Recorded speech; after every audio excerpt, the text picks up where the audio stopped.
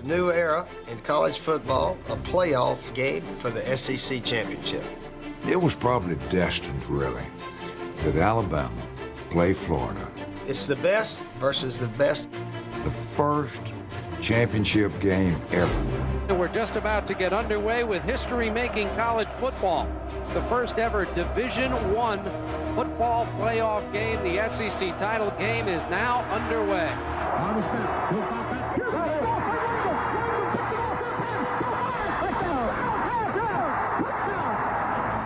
Alabama 28, Florida 21. In 1993, Legion Field, a rematch with Alabama for the SEC championship. Takes the snap, tosses back to Rhett. He wants in! Touchdown for Eric Rhett! The Gators have won the Southeastern Conference Championship. 1994, Georgia Dome, Alabama versus Florida. Again, You just can't dwell on a win, you can't dwell on loss. If you were going to win, you had to beat Florida. Gators first and goal, back to throw and firing. It's a touchdown! And the Florida Gators have won another Southeastern Conference Championship. 2008, a new decade. The Tide and the Gators. A rivalry renewed. Ingram, touchdown, Crimson Tide. Pitch, Dent strolls in, touchdown, Florida. A game for the ages. Tebow throws it, touchdown. The Florida Gators celebrating as the Gators have beaten the Alabama Crimson Tide. We meet again. The long anticipated rematch. Call it what you want. Destiny. Fate. Karma.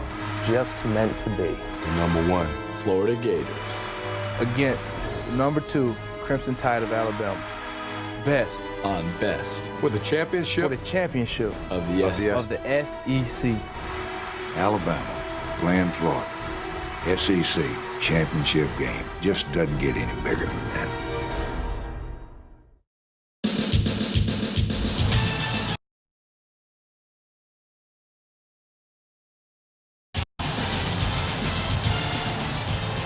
That speed. And he's going to score. This guy's unbelievable. How do you do?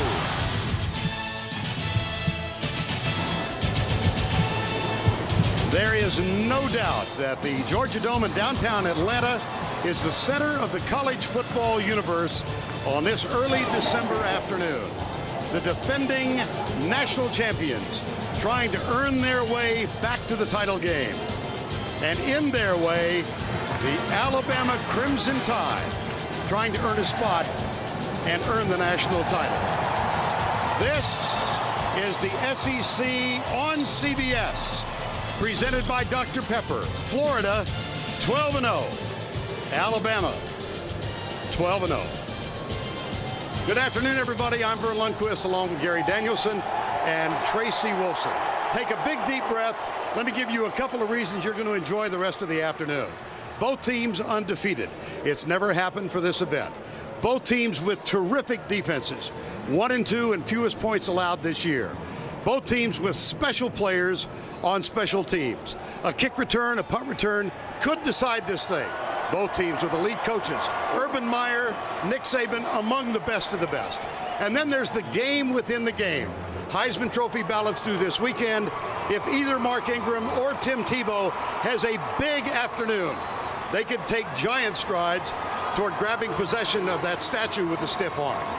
It's only the 4th time that 1 and 2 have met in a non-bowl game. And there's just a little energy in this place. Gary Danielson, in a game of this magnitude with such great consequences, give me your idea of a key factor here. Sure. Vern, you set it up, the spectacular, and we've got great players. But usually in these types of big games, there might be a spectacular play at the end. But it's the routine plays throughout the game, making tackles, getting off blocks, 11 men on the field, staying on sides. That's what sets up the spectacular at the end. These two teams are so good, you just can't give them a gift. Well, there are a couple of X factors involved here. None bigger than the midseason arrest of Carlos Dunlap on a DUI charge. He is the leader of the defense. Well, the Florida coaches have downplayed this. I disagree. Yes, Alabama likes to run the football, but Florida put them away last year late with the pass rush. Dunlap is their best pass rusher. He will be missed if it gets late in the game. Now, Alabama has their other question mark also. Mark Ingram was nicked on the hip with that tackle against Auburn. He had less than 50 yards in that football game. I watched him yesterday in warm-up. He was bouncing around. He looked completely healthy to me. I see it no factor today. Well, I think you knew we weren't going to get terribly far into this without bringing up the quarterbacks. Tim Tebow, Greg McElroy. Well, it's ironic. McElroy is at Alabama because Tebow isn't. But in the fourth quarter, Tim Tebow, in last year's championship and in the BCS championship, took his team and produced wins. But Greg McElroy did it too. And he's gained the confidence of his team with his fourth quarter play and that great drive last week against Auburn.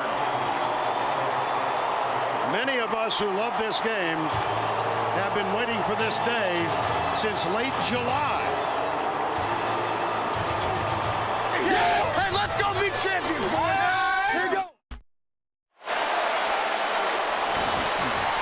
Sold out Georgia Dome. Tickets have been just a little difficult to come by. And here's one reason. The appearance of the Florida Gators, 12-0, the defending national titles. Right behind them, the Crimson Tide of Alabama, 12-0 in regular season for the second successive year.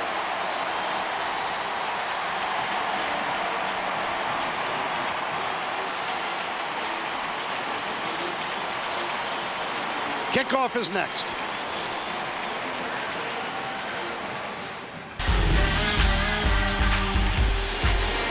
The doors to the Georgia Dome were open 2 hours prior to kickoff, and this place was filled by 2:15.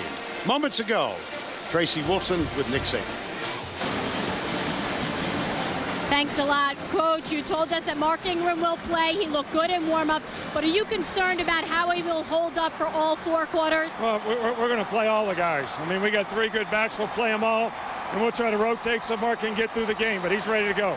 A loss to Florida here last year. What did you tell your team in the locker room before they took the field? Well, you know, we learned from that game last year, so now they know what it takes, and they're going to have to play 60 minutes every play in the game and be relentless competitors every down. Thanks a lot. Good luck today. Thank you. Thanks, Tracy. Today's game is brought to you in crystal clear, high definition by LG.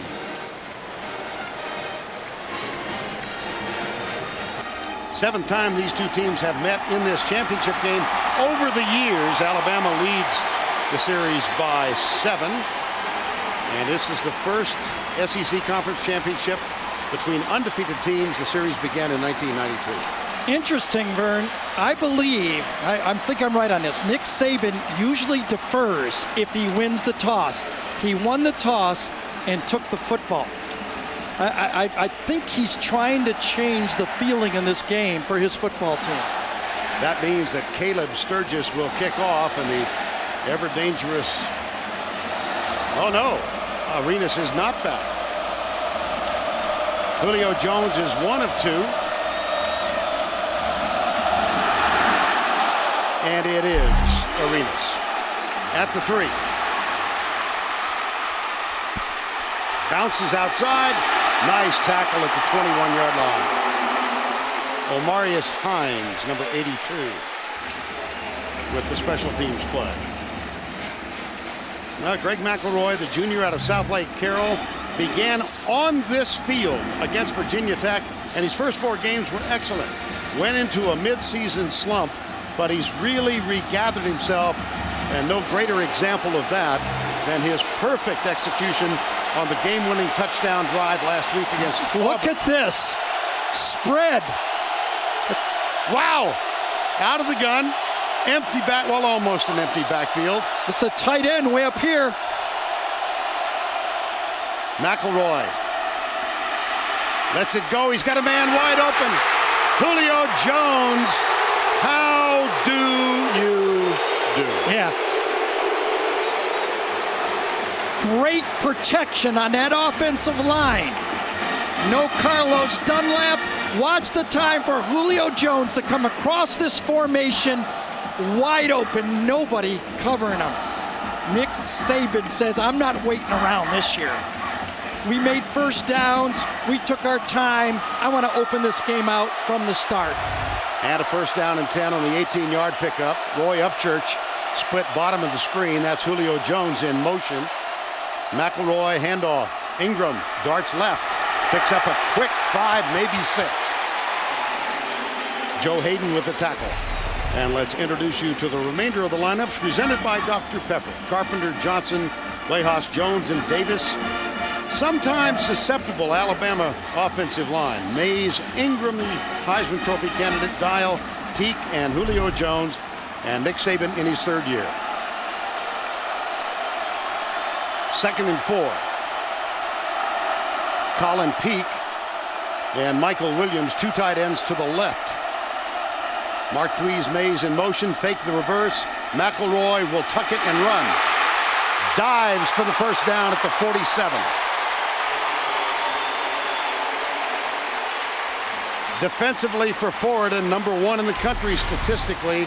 There's Jay Howard starting in place of Dunlop, and I said mid-season DUI. It was last week, of course. Trado in the middle, and Cunningham up front. Hicks, Spikes, and Ryan Stamper.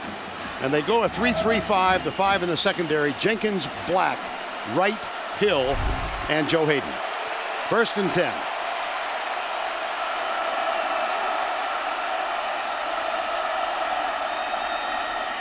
Ingram. On first down, he gets across the 45, near the 44. Tackle made by Jay Howard. Well, let's try to figure this out as Urban Meyer watches a football team out there and what Alabama is trying to do. I believe that Nick Saban is one of the best coaches defensively, is seeking out a matchup that he can take advantage of. I wonder if he feels, without Dunlap out there, he feels he has a better chance to mix it up and throw the ball more in this game. McElroy right side. Marquise Mays hangs on. That should be enough to move the chain again. What an impressive opening for the Crimson Tide of Alabama. What kind of season have they had? It began here with a whipping of Virginia Tech. They are the first SEC team undefeated in regular seasons since '74. The game-winning drive last week, 79 yards, 15 plays. The pass from McElroy to Roy Upchurch for the win over. And then there was Terrence Cody as he blocked 2 field goals in that 2-point victory over Tennessee. McElroy, right side, went for the secondary receiver. That's Colin Peak, number 84. It is ironic, isn't it, Vern? I mean, I mentioned in the open, Tim Tebow was called the chosen one coming out of high school. And it was down to Florida and Alabama. He chose Florida, so Alabama countered by offering a scholarship to Greg McElroy. It's the only reason he's here. Undefeated in high school, undefeated for Alabama as a starter. 2nd down. They give it to the short man. That's Upchurch. Now, just to continue the Greg McElroy story, he grew up in north central Texas at South Lake Carroll High School. He sat behind Chase Daniels for 3 years. He only started 1 year as a quarterback. They went 16-0. He had committed to Texas Tech, recruited by Dave Rader, the former offensive coordinator here. And Rader said he was so patient. He knew the deal. And he waited and waited. And then the day after the Cotton Bowl in his senior year in high school, offered this position to come to Alabama. 3rd down. Ingram, wing right. No blitz. Got a man. Julio Jones inside the. No. Yeah. I thought he hung on. Yeah. Dropped it. You got to give great defensive play that time on Joe Hayden, too. Joe Hayden went over, matched up on Julio Jones. Joe Hayden, an All-American, stayed with him. Good throw, almost a good catch. You know what that means? Good competition right there. Best against best. Here's Lee Tiffin, all-time leading scorer in Alabama history. 27 of 31 this year, and this to get on the board from 48 yards out. It is perfect.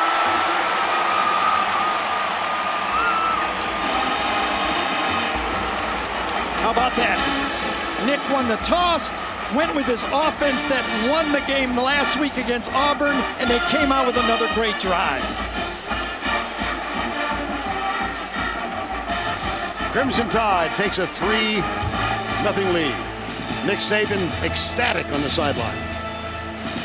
Or not.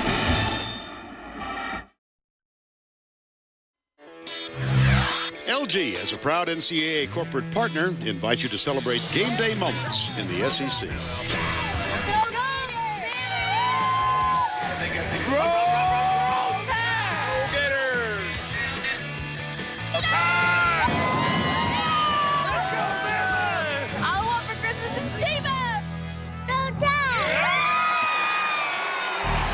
Competition down here can lead to some divided families. Life's good in the SEC. Alabama, 48-yard Lee Tiffin field goal. They lead it by 3. 9 plays, 47 yards, 4 minutes, and 23 seconds. Tiffin will kick off. You know, both teams go 12-0, and really, if they don't win game 13, it ain't going to matter much for these two teams. Brandon James at the goal line. 1 kick return for a touchdown this year. Not this time.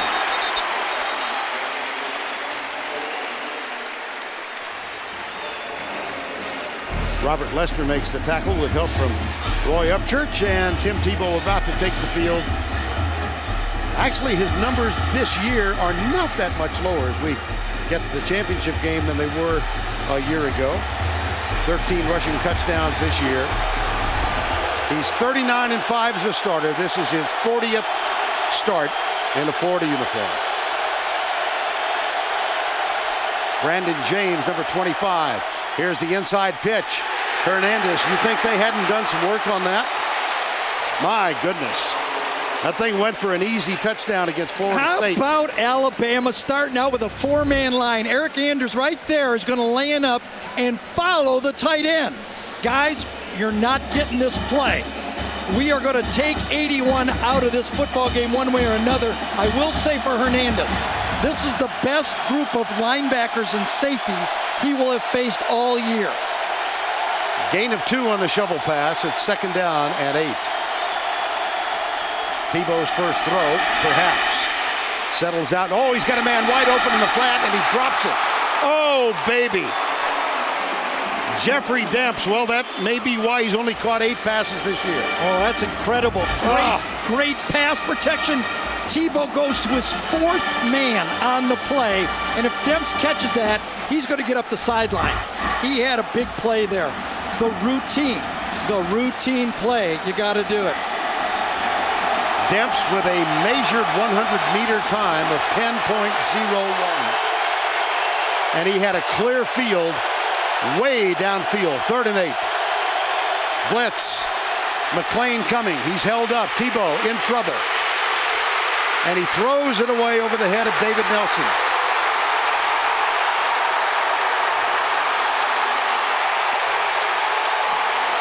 Now that all began with a bobbled snap. Orlando McClain comes as the 5th person. 5 on 5. They're bringing him, they're forcing Tebow to stay in the pocket. And Anders comes in late, and Tebow gets rid of it. Now it's Arenas, one of the game breakers in college football. Here's the punt from Chaz Henry. Perfect punt. Keeps it away from Arenas. Well, that's the other part of this special teams program for these teams. That's only the 30th punt of the year for Chaz Henry. He has had only 4 return, 2 of them for positive yardage, a total of 13 yards. Time call. This SEC Championship Diamond moment presented by Kay Jewelers. In the first ever SEC championship game, Antonio Langham was the hero for the Tide with this 4th quarter pick 6 as the Tide defeated the Florida Gators. The following season, it was the Gators and the Tide in a rematch. But this time it was all Florida as the Gators won their first ever SEC championship game. Florida Gators, that's only the 2nd opening drive score allowed this year. McElroy 5 yards back. Good protection, wide open. Colin Peak, number 84. How about this? 1st and 10, first play of a drive. They start out with the spread again. This time they're going to go to the tight end. Peak come all the way across here. Nice protection, Vern told you. Really nobody covering him. The safety, Major Wright, has to come up for the tackle. They've got a feel for these crossing routes. Another big play by Alabama. That one good for 19. Here's Ingram testing the middle. And he's out to the 10, to the 50. Colin Peak grew up in Ponte Vedra Beach, went to Bowles High School. Told us his grandparents, his mom, his dad, his 3 uncles, and 8 first cousins all went to or graduated from Florida. His dad's in the Florida Boosters Hall of Fame, played football with Spurrier. He went away from the Urban Meyer regime because he wanted to play a tight end position that would get him to the NFL. Went to Georgia Tech. There was a coaching change there. He transferred to Alabama, sat out, and now is the starting tight end for this Crimson Tide. More traditional offense. On the sweep, here's Ingram.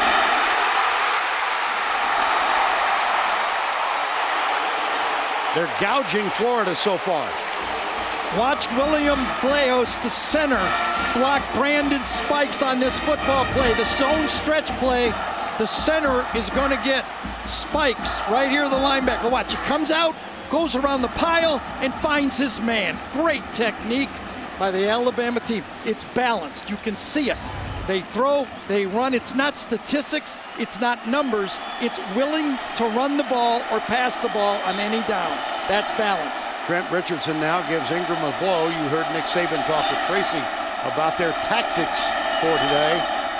And here's Richardson, darts right. Good defense after a 3-yard gain. Richardson, who in that game-winning touchdown drive had one of the big catches, his 17-yard gain. Now let's talk about Florida. There's no team in college football that has more experience in big games than this Florida defense. Remember, they returned all 22 first and second string players minus Carlos Dunlap today. But they're used to this. Remember, it was red zone inefficiencies by Alabama a year ago that was their downfall. They're not there yet, but that's when Florida gets tough, when they get backed up. Ingram back on the field. Play fake, a slight one. Here's McElroy, deep double coverage. And that one is popped loose from Julio Jones again. Boy, dangerous pass. Look who it was again, though. The All-American against the All-American. Joe Hayden, I believe it is, isn't it? Yes. Joe Hayden against Julio Jones. Hayden cuts inside of him. Beautiful technique, and up comes Major Wright to clean it up. This is an excellent Gator defense against third down. And you see what Alabama's conversion rate has been. Nobody on the slot right here on Julio Jones. They got to make an adjustment. They do. Florida does. On third down, McElroy. Not much pressure. Got a man open. 1st and 10 at the 18. Marquise Mays. How about this passing attack from Alabama? The biggest difference, I think, in Alabama this year than last year is the emergence of Marquise Mays and Darius Hanks, number 4 and number 15, 2 complementary receivers. Toss left side, down the sidelines, and out of bounds at the 10 goes Ingram. Unbalanced line, quick snap. They got everybody on the left here, and they're going to quick snap it. Florida didn't line up properly, and it cost them. Last week, Ingram held to 30 yards and 16 carries. Same thing here, Vern. Unbalanced line to the right. Look at that, 113 already. Toss, cuts it upfield. This time, good pursuit, led by Teron Sanders, and there is a flag on the far side of the field.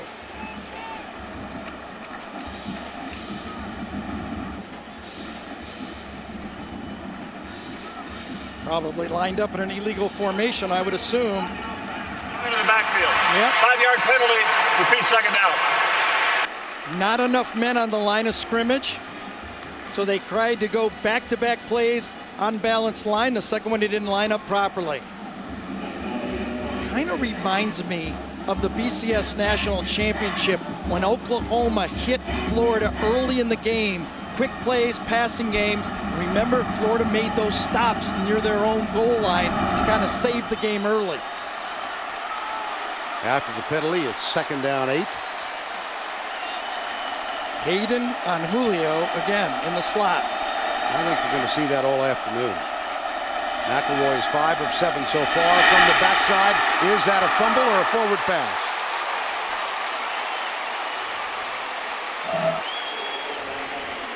Jermaine Cunningham went right around Carpenter. Coming right around Carpenter. Looking to the left side over here. Carpenter replacing their great All-American Andre Smith, but you know what? He's had 12 games to get ready for Jermaine Cunningham. He didn't get off the ball. That will go as a sack. Not a penalty here. Oh, McElroy indicates it's against Florida. I wonder if it was a face mask or a horse collar. One of the two. Holding.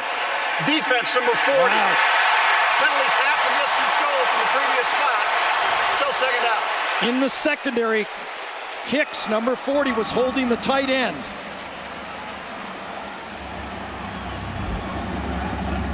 Right here, man-to-man. He's got the tight end. Keep going, and he grabs him on the second move as he goes up. Good call. And that is a 1st down at the 7-yard line. Brandon Hicks getting the start for the 2nd week in a row because A.J. Jones is on crutches, a medial collateral ligament damage. 1st down, Alabama. They have dominated here in the 1st quarter. Ingram up the middle. Touchdown, Crimson Tide.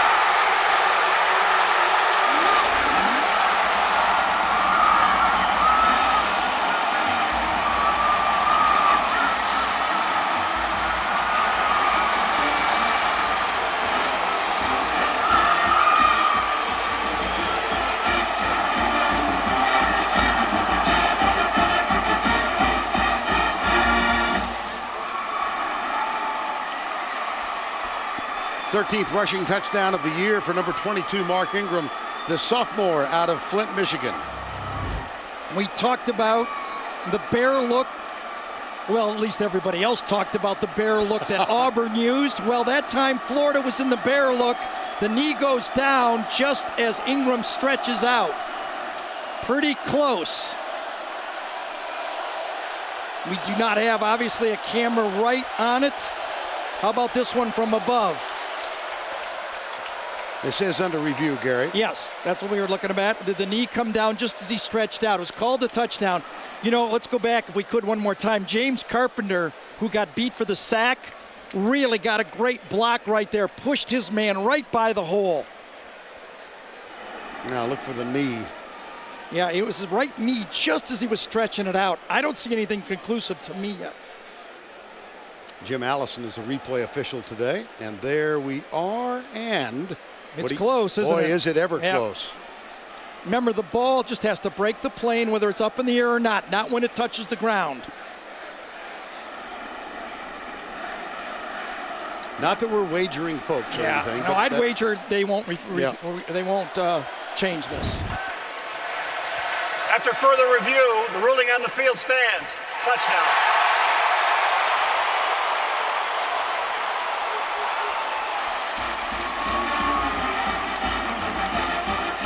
A 76-yard drive. And they mixed it very well, didn't they, Vern? Kept them off balance the whole time. How about the start for Ingram and McElroy? Yeah, wow. and the offensive line, too. Yes. Here's the extra point. It is up. Hit the ball. No, upright. Hit the upright. No good. This can be returned. No. I thought it was live.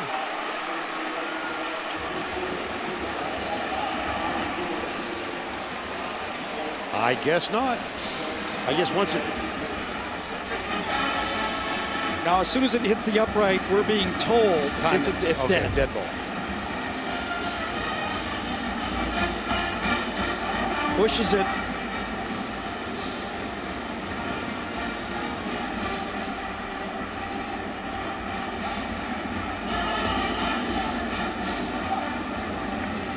So the ball dead. Tippin, that's the third missed extra point this year. But what an impressive start for the Crimson Tide of Alabama. 22 games in a row for Tim Tebow. Urban Meyer and the Florida Gators, their last loss September 08. And this is the largest deficit they have faced this season, down by 9. Tippin will kick off. Brandon James back to return it. At the 20. Cut down as he gets to the 26. Rod Woodson. Personal foul late on this play. Nixon, Johnson, Pouncey, and Gilbert up front. Riley Cooper, Demps, Hernandez, Deontay Thompson, and David Nelson complete. Let's go down to Matt Austin.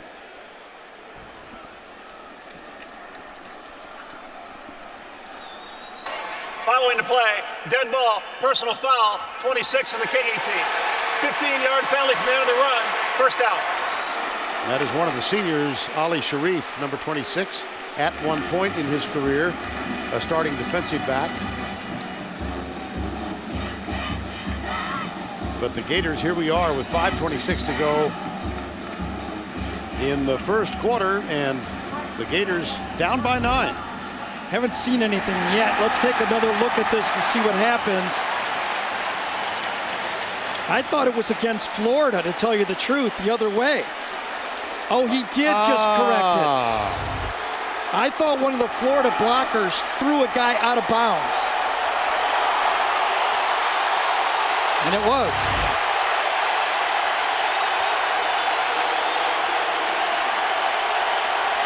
Yeah, well, yes. 26 in white. Lorenzo Edwards.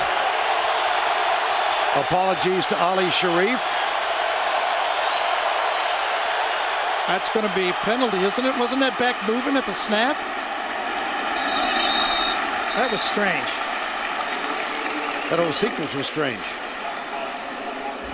It looked like Rainey didn't know where to go on this play and was moving while the ball was being snapped. Watch him, he moves once, then he moves again. He wasn't set for a second there. I'm surprised Florida got away with that one. Gain of 8, second down and 2. This is only the 5th play run by Florida's offense here in the first quarter. Brandon James in motion. Tebow drills it, first down. Out to the 40, perhaps the 41-yard line. Deontay Thompson, number 6, makes the grab. Now let's check the number 2 defense in the country. Washington, Cody, and Dedrick, the 3 up front. They opened in a 4-man line. Reamer, McLean, Johnson, and Anders. And on the secondary, Arenas, Barron with 7 interceptions this year. Justin Woodall and Kareem Jackson, Kirby Smart, Georgia grad, defensive coordinator, Alabama. A lot more 4-man line than I thought. Yeah.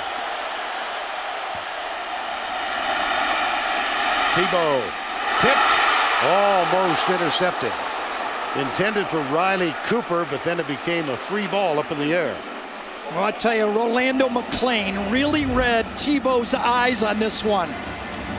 Thinks he's going to get it open, but Reamer's on the play, but Rolando McClain comes out of his linebacker drop and reads Tebow's eyes on that play. Amazing quickness. Are you a big time of possession guy? If you win. Oh, come on. Well, the other day I saw that NFL game when it didn't mean anything. That's like Nick Saban talked about momentum. Right. If you believe it's important, it is. It isn't. Unless you buy it. Here's Tebow. Stiff arm. Nice defensive play. Guess who? Rolando McClain. See, McClain has the size and the speed. Not just the speed, but the size to run down Tebow. It's one thing to get there. It's another thing to have the strength to pull this guy down. Funny, Bobby Bowden said last week in the FSU game, It's so hard to get him on the ground. Nick Saban said to us on Wednesday, he is so difficult to bring down. 3rd down and 7. Right side. Brandon James, good for a first down, and the first time Florida's been across midfield. How about Florida's season? 12-0. Had a couple of close calls. Kind of stuttered out of the gate. Had that close win against Tennessee. The closest call they had was Arkansas at 23-20, and then of course the concussion at Kentucky. And then the game-winning field goal against Arkansas. Here they are, winners of 22 in a row. Brandon James in motion. Tebow fakes it, goes across the middle. His receiver tripped and was down Hernandez. He had Riley Cooper wide open for a deep one. Riley Cooper was upset. He just abuses bump and run, does Riley Cooper. Watch this bump and run against Johnson. Manhandles him and runs right by him. And I think Hernandez might have got pulled down on the play too, but 2 big plays, neither of them went Florida's way. Tebow off to a 3 of 7 passing start. It's 2nd down and 10. Emmanuel Moody, who's been out the last 2 games, is in. Tebow fakes the pitch, turns the corner, and bulls his way out of bounds at the 41-yard line, bringing up 3rd down. Well, now here's the first situation about the spread that makes the Florida spread different than anybody else in the country. Usually 3rd and short, the spread is not effective because you don't have a power running game. So you have to option or you have to throw the ball. The uniqueness of Tebow is 3rd and short is the best play Tebow. This is where he made his mark coming in, and he still is a load. And it is 3rd and 3.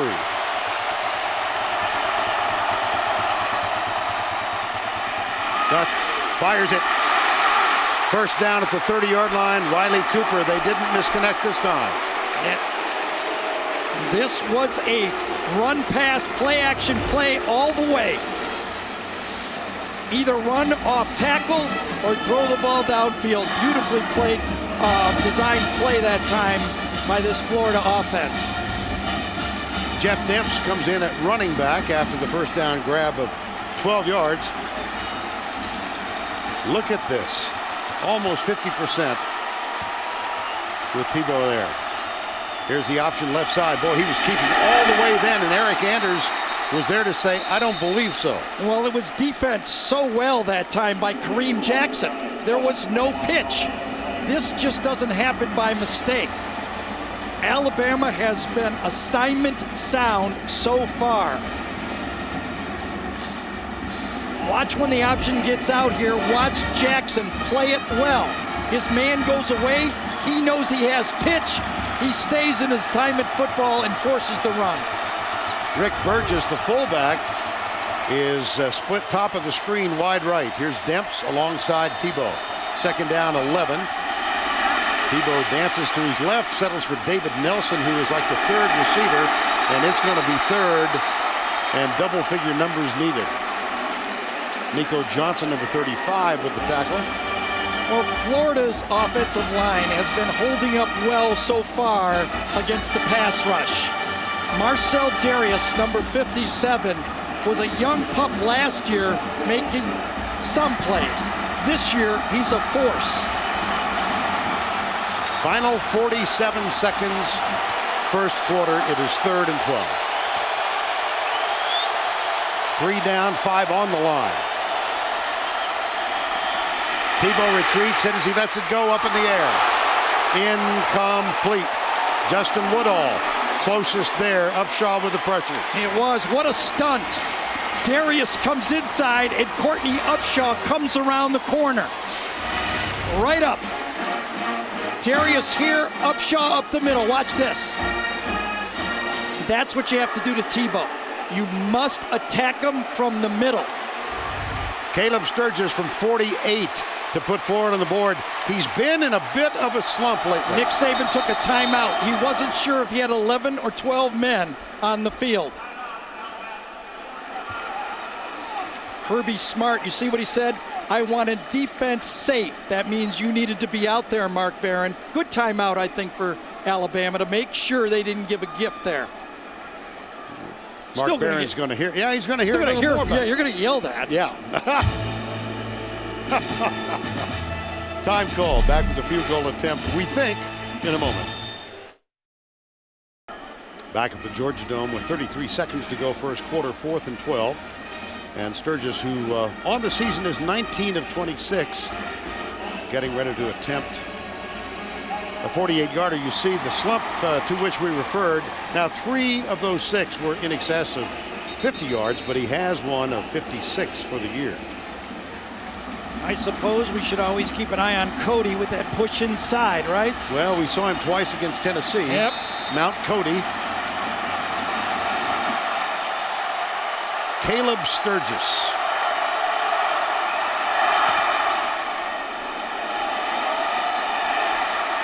Cuts it just inside the right upright.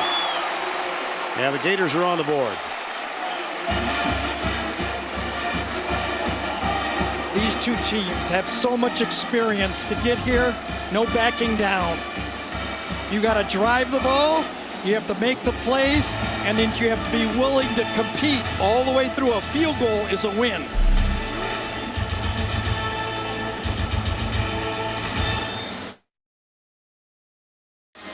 (9-3) Florida. Lee trails Alabama, and the Crimson Tide have been dominant with the football. Sturgis will kick it deep to Javier Arenas.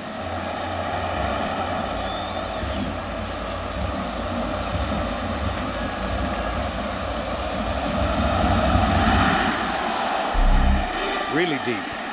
A yard back.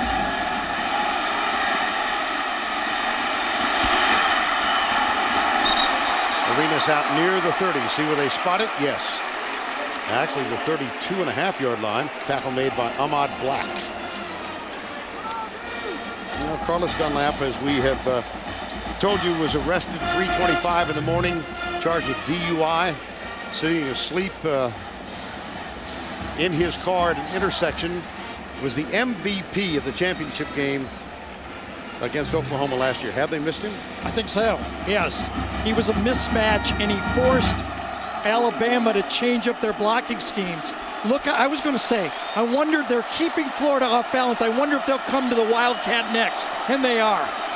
That's been the theme for Alabama. Keep Florida off balance with the play calling. McElroy split wide left. Here's the direct snap to Ingram. Boom.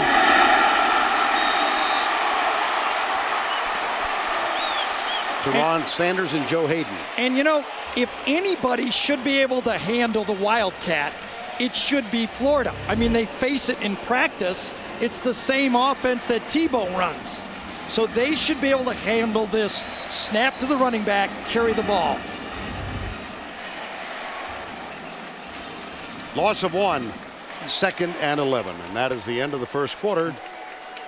Alabama leads it 9-3 in this battle of unbeatens. We'll return to the Georgia Dome after this message and a word from your local station. We begin the second quarter for the SEC Championship, this battle of undefeateds, Florida Gators and the Crimson Tide of Alabama, with Alabama leading by 6, a field goal, touchdown, missed extra point. Florida just got on the board. Vern Lundquist, Gary Danielson, and Tracy Wolfson. 2nd down, 11. McElroy under center for the Crimson Tide. Upchurch in at fullback. And a blitz from Will Hill. McElroy in trouble.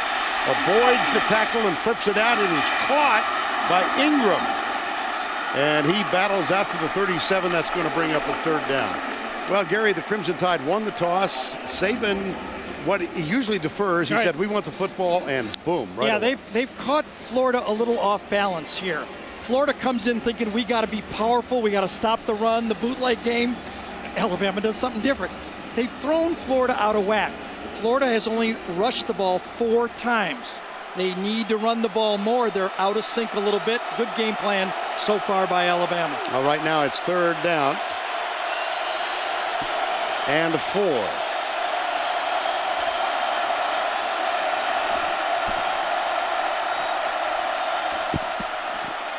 Ingram, left side. Will Hill with a tackle. Brandon Hicks. It was Hicks 40 instead of 10. Hill. Hicks's job is to not get hooked on the play. Stay outside the play. He stays outside the play and makes the tackle.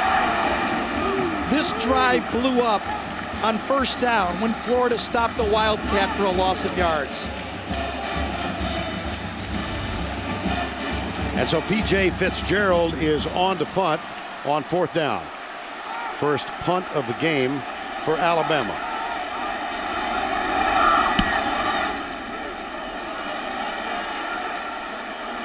James at the 23.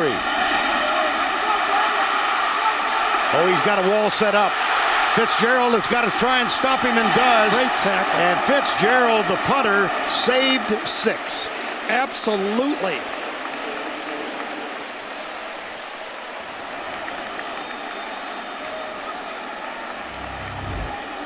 Here's James with the catch and then headed left. If Richards doesn't make this tackle, James scores.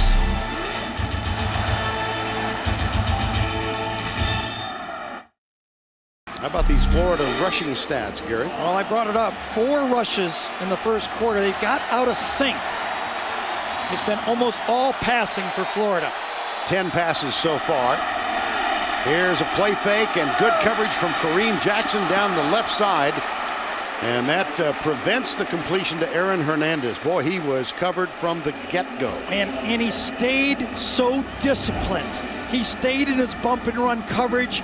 He stayed in phase, that's what they call it, and he never really got out of phase. That's perfect technique.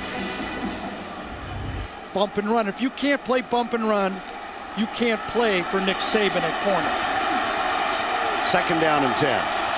Demps is the running back.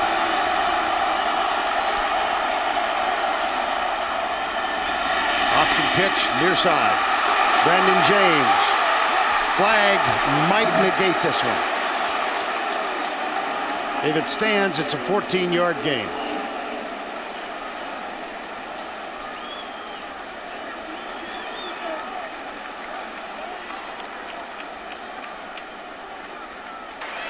Holding. Offense number 6. 10-yard penalty for the spot of the foul. Repeat second down. Look at the respect Terrence Cody is getting in this football game. They just aren't running the ball inside. Where's the dive play? Everything is going outside in this football game. Now, one of the changes that Steve Adazio, the offensive line coach, made about 3 weeks ago at South Carolina, he put Xavier Nixon, the freshman, in at left tackle, moved Carl Jones to guard, then the Pounceys. Carl Johnson, yes. I'm sorry. And in effect, I think it was the intent was to get ready for this game. Yes, it was. And let's try and counter Mount Cody. Second down. They haven't done so yet. Here's Moody, slips. There's Kareem Jackson. Now, the Gators, of course, won it last year. LSU the year prior to that. It was Florida in 06. And the Aflac trivia question. Yep. Which are the only 2 teams in the last 100 years to win 3 consensus national titles in a 4-year period? 3rd and 14.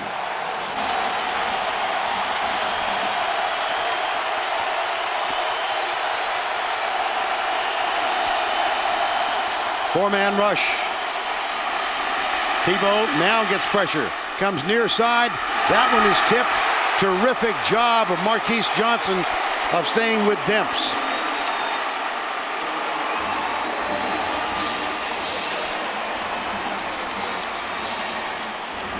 Well, it was good protection.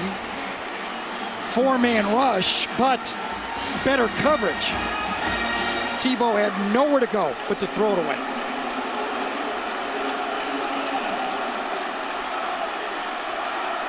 Tebow now 6 of 13 for a modest 38 yards. Here is the punt, sky high. Wow, that's a way to negate Arenas, isn't it?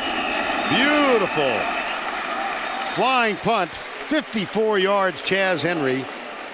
That's his second punt of the game. And again, Arenas, who needs 37 yards for the all-time punt return lead, doesn't get any. That's a fairly pretty view. Downtown Atlanta. Cold, as we said, but who cares? Quite comfortable here inside the dome. 1st and 10.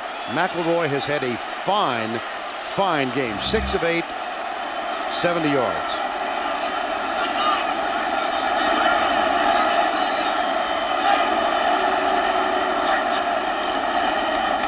Hand off. Richardson left side. Nice first down play. Joe Hayden, Lawrence Marsh are there defensively. Well, that's the scary thing.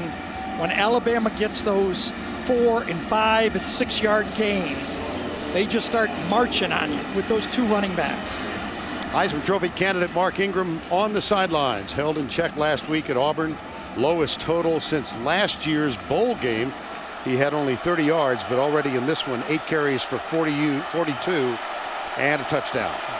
2nd and 4. Play action from McElroy. Tough pass, Marquise Mays. Got it, first down. McElroy is doing it all, isn't he? Bootleg to his left. Mays comes across, turns his shoulders, and throws a strike. Has he gained some confidence? How much of that is attributable? I know he played pretty well in all of November, but that drive last week. Oh, it does wonders for you. Yeah. Believe me, it does. 1st down and 10.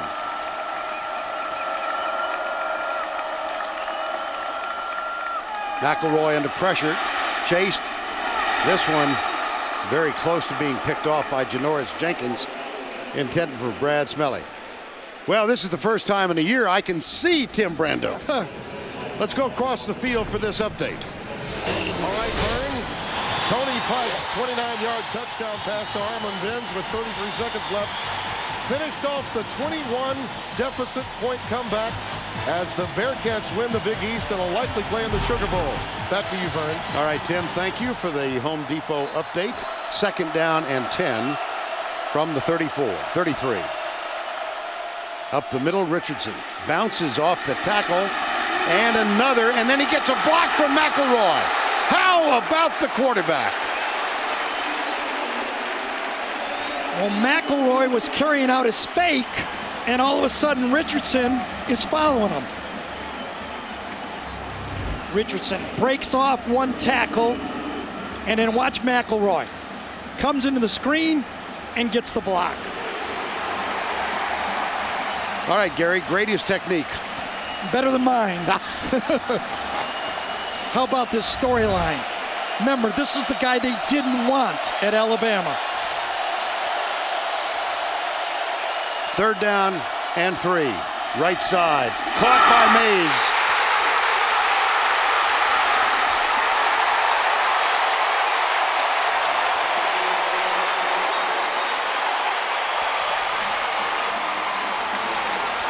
And then Major Wright caught Mays, but not before a 34-yard gain. Janoris Jenkins a little too aggressive. Watch him. He tries to cut inside this throw.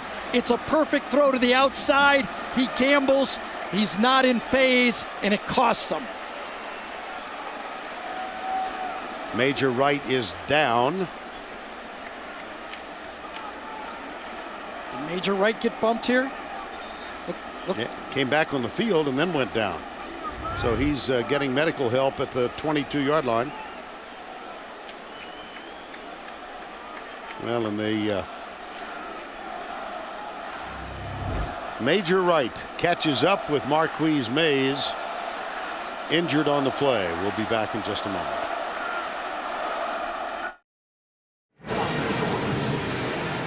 Sun peeking through one of the end zone doors here at the Georgia Dome, and time now to answer the trivia question. Which are the only 2 teams in the last 100 years to win 3 consensus national titles. Go back to the 30s, 34, 35, 36, and then Notre Dame, the great teams which featured Doc Blanchard and Glenn Davis. Florida trying to join them. Alabama had a near three-peat, 64-65. And then despite an unblemished record in 66, Notre Dame and Michigan State with that famous or infamous 10-10 tie. And Alabama was the odd team out. Option, pitch, Richardson. Going forward, isn't he? Yes, going forward. You know, ahead, in the 2008 game, neither coach tried any type of gimmick or trick play the whole game. The trouble that Alabama's had in the red zone, last week they tried a halfback pass that didn't work against Auburn. I wonder if Jim McElwain has something dialed up to try to steal 7 points. We'll see right now, perhaps. Second down. Ingram back. Here's the tight end way out here. This is the way they started out the game. And Ingram top of the screen. Comes the corner blitz. Ahmad Black behind the intended receiver. Ingram, it's incomplete. Third down. Well, Major Wright limped off. And let's get an update from Tracy Wolfson. That's right. He took a knee-to-knee hit on that right leg. He has ice on that knee right now. It looks like they're going to put a sleeve on it. He's trying to stretch it out. They do expect him to try and play through it. I'll give you any more information as soon as I get it. Okay, Tracy, thank you. Third down here and 5. Colin Peak, tight end, is tight right. Same formation as last down. Preston Dial, the H-back, is split bottom of the screen. Mays in the slot. And again, the blitz. McElroy rolling out. Tries to dance down the sidelines. Did he do so? Yes, he did. Wow! A Baryshnikov. Mark Ingram gets a key block right on the end of this play. Look at Ingram. Watch this. He turns and pushes, and that allows McElroy to do, what was that called? A Baryshnikov. That's what it was. Little ballet step. 1, 2, and out. Remember the old game when we were kids, where you had to hop, skip, and you don't remember? Video games by the time. Oh, you listen. What a play. I'll give you a decade, oh, but yeah, that's right. about it. All right. What a play by McElroy, wasn't it? Oh, my goodness. Mark Ingram very smartly just shielded the one tackler, and McElroy read it and got down the sideline. And the play is under review. Want to make sure of the spot.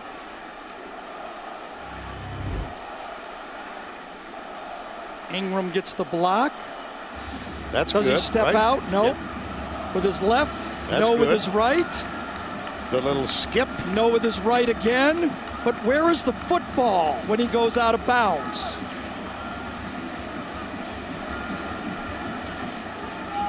As he turns, the football goes to the left side of his body here. But, you know, I can't. Can you tell where the ball is in comparison to the first down? I can't tell yet. And in that event, you would think he's got the first down.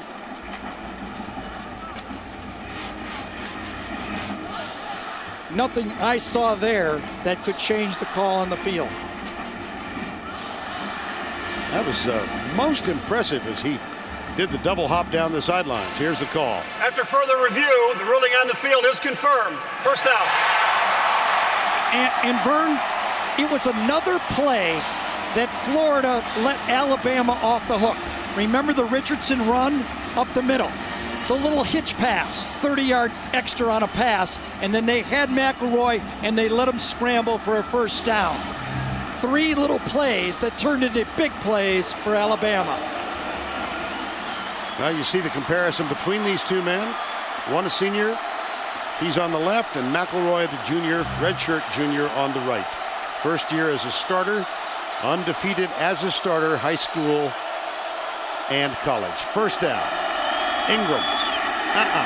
Brandon Hicks was right there. Oh, that's what Florida needed to do on second down, third down, and the scramble. Let's go back. Remember Trent Richardson on the block by McElroy? This was the second down play. Nothing there, should have been tackled, gets outside and puts it in the third and short. 2-yard pass, turns into a big play. Florida says, okay, we got you again. Nope, just enough. The plays are being made by Alabama so far. Second down 10.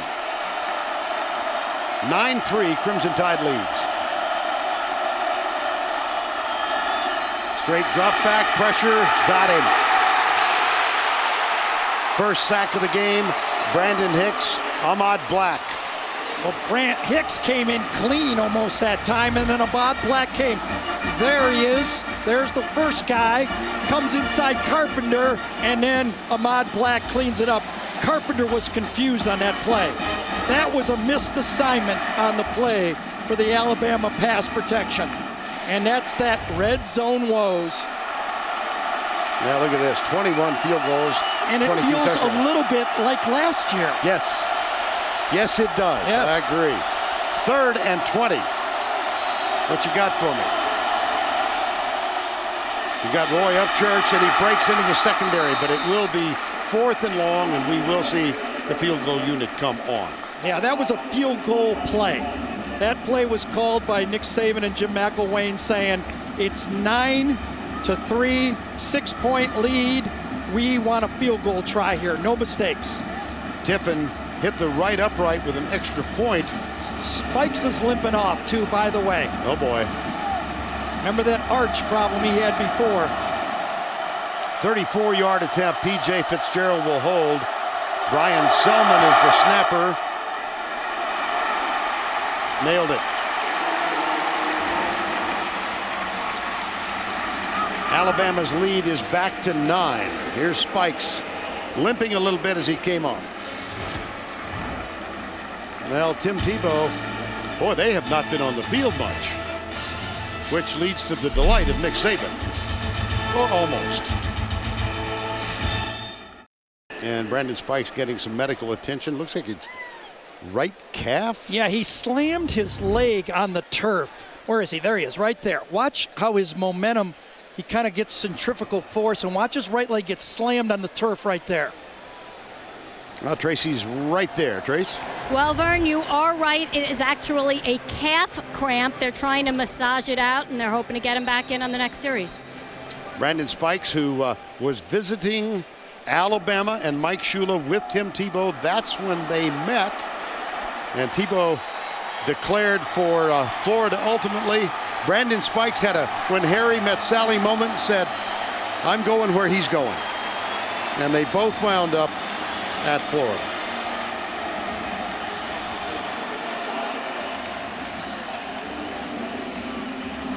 Well, that happens when you can't run the ball. Florida has only attempted 5 rushing plays in this game. That's amazing. It is. Wow. Brandon James.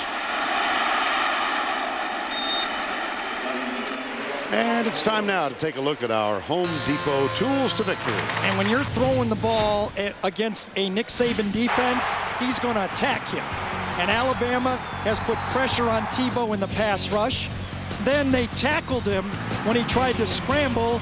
They came up on the short passes, and you know what? They covered the deep passes. That's why they're the best in the SEC. Kirby Smart's defense in quarterback rating against them. They are good at it, all phases. First down 10 at the 30. Demps on the sweep. Great Look play. at Rolando McClain. Yeah. See, this is the speed sweep. That's a sprinter, but watch Rolando McClain. Vern got it. McClain goes 250. The guy he's going against is a world-class sprinter. McClain runs it down, because that's another 15 yards if he doesn't get him. Now there's under 6 minutes. And remember, Florida gets the ball to start the second half. 12-3 could change very quickly with a long drive here. Play action, Tebow. Nobody there. Now he's got a couple of blockers. They take Reamer out. Here's Tebow. Out of bounds after that run at the 38-yard line. A gain of 22. Tebow looks so calm this game, doesn't he? Everything's not working, but remember, you've got to stop him every play. He's always dangerous. Even when you have the pass defended, he can get out and power his way to first downs or get outside and run. And just a quick mention, East Carolina with that victory today, a little farther north from New Orleans, and Timmy indicated it's going to be in the Liberty Bowl. First down and 10. Tebow up the middle, looks for a block. Woodall catches up with him, and then Kareem Jackson knocks him out of bounds, but another. First and 10, 15 gets 15. Remember the Washington Redskins, the counter OT, sure. John Riggins? Yep. Here's the counter OT with Tim Tebow. Watch this, guard and tackle pull. Fake it, counter OT. Takes it up the gut and makes another rushing play. And they break the huddle quickly. First down and 10. Demps, the running back.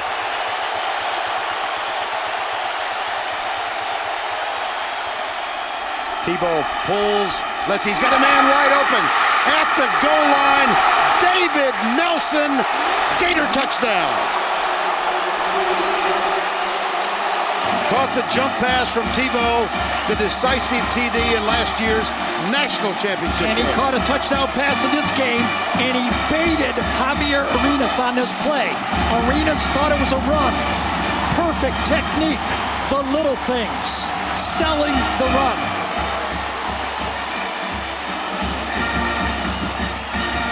You know what you got to say about Florida? You got to kill them. You got to knock them out. They're champions. They ain't going to go down easy.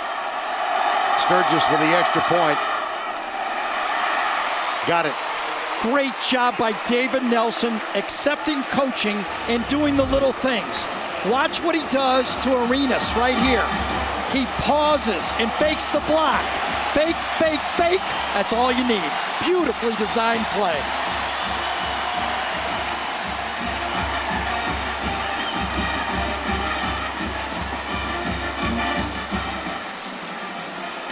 Well, you've seen the emotion of Tim Tebow just a couple of times in the last 4 years.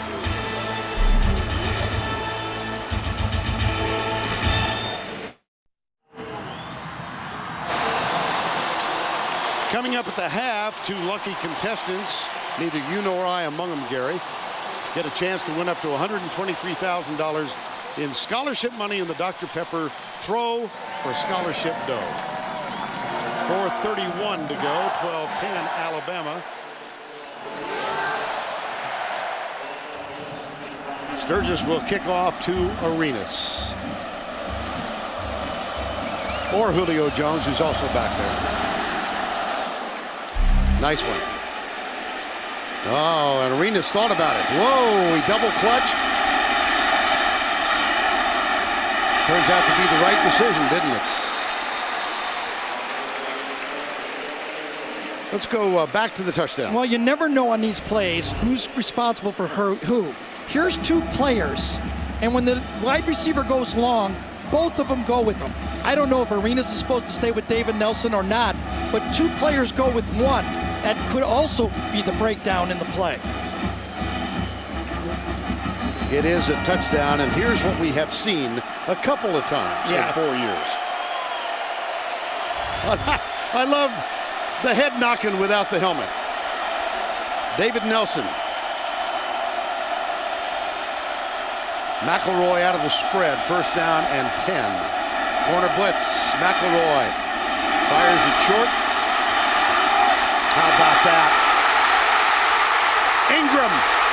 Only one man can get him. And he does. But what a huge gain. 69 yards. Last week, Auburn burned Alabama on a corner blitz. This week, Alabama burns Florida on a corner blitz. The perfect play against the corner blitz, the screen to the halfback. Remember that long pass last week that Auburn hit it? Alabama had the perfect play called.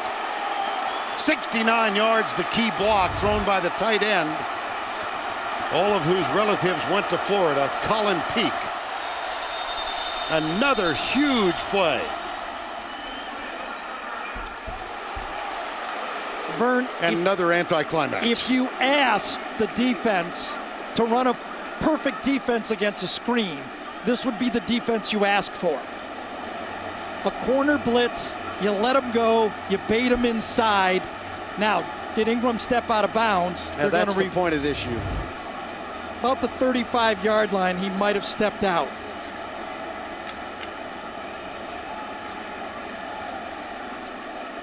Well, the official's got a good view of it, doesn't he? Sure does. Perfect view. Low look. That was a little bit after the play. Yep. Yeah, it was prior to that, about the 35.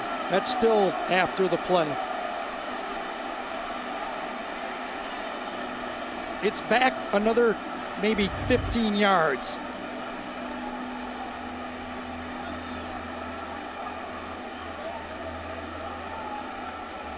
Okay, here's the best. This is the screen pass.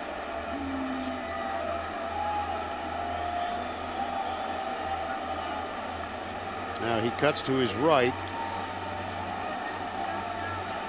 Right there. Yeah, his left foot is close. The official's right on it. I mean, he's not more than 4 yards away. And the play will stand. That was the announcement as we continued to look at it. So a 69-yard gain, 1st and goal, Alabama. How about how aggressive again Alabama has stayed in this football game? They've got 262 yards in offense in the first half. You know what, Florida?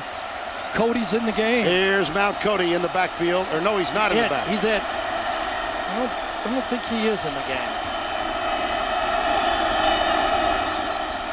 Oh, he's at right. Left side. Touchdown, Alabama. Mark Ingram.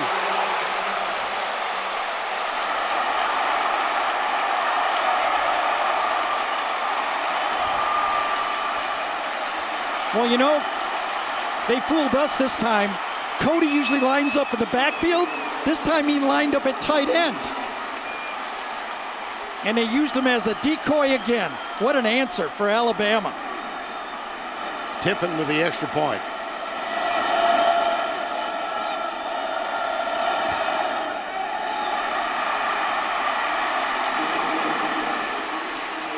(19-10), 3:32 to go. Into the corner blitz. The perfect call on first down.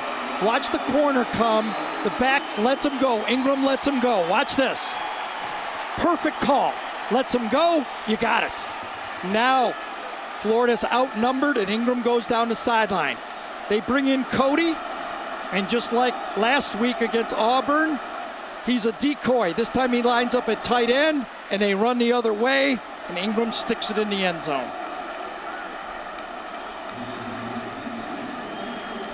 Mark Ingram gets another, and he increases the Alabama lead. It took them all of 59 seconds to counter.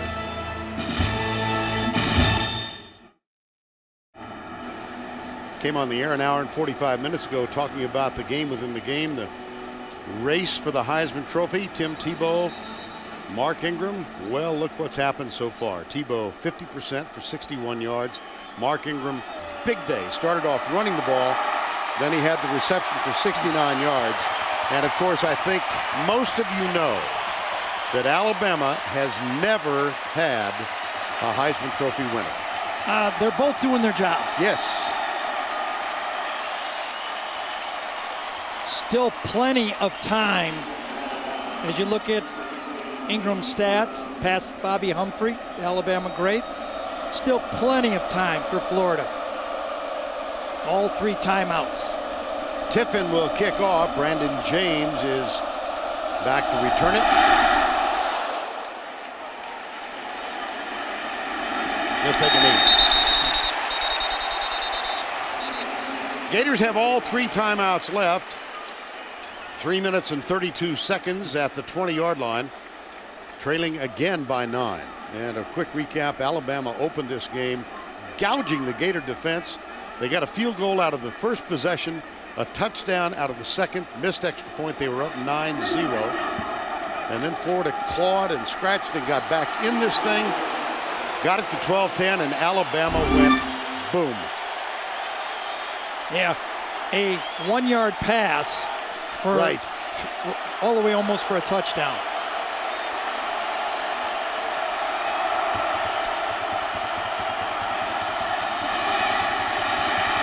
Down the middle, Tebow. Riley Cooper. Still upright. Arenas helps get him down, tried for the strip.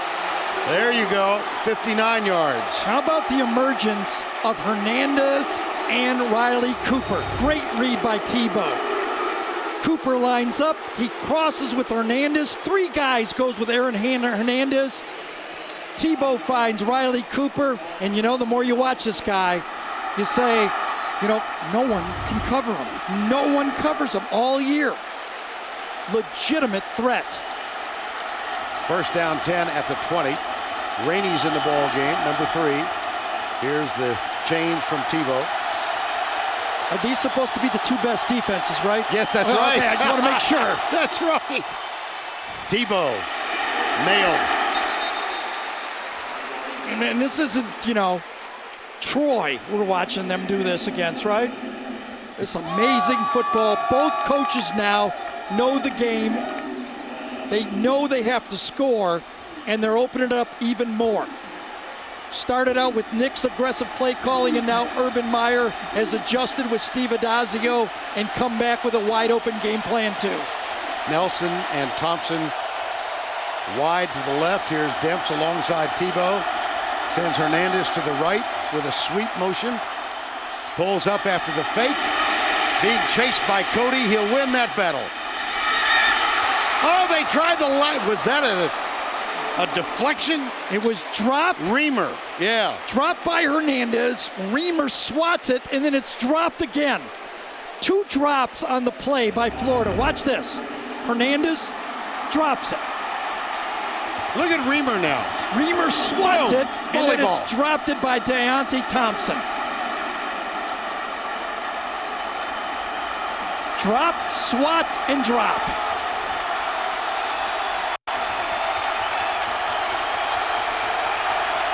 Third down, 8. Blitz. McLean coming up the middle. They try to get it to Hernandez, and he can only get it to the 15-yard line.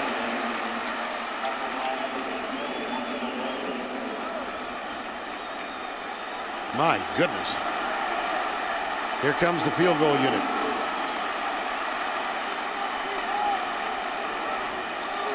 What a football game. Yes. Chaz Henry comes over. That's something Urban Meyer didn't like.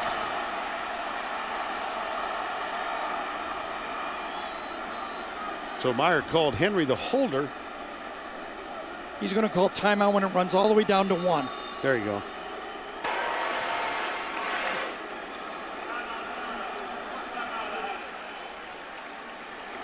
Now let's take a look at the volleyball play there. Yeah, Aaron Hernandez really wants this one back. Tebow did a great job getting outside the pocket, throwing a catchable ball. Hernandez usually just eats those up.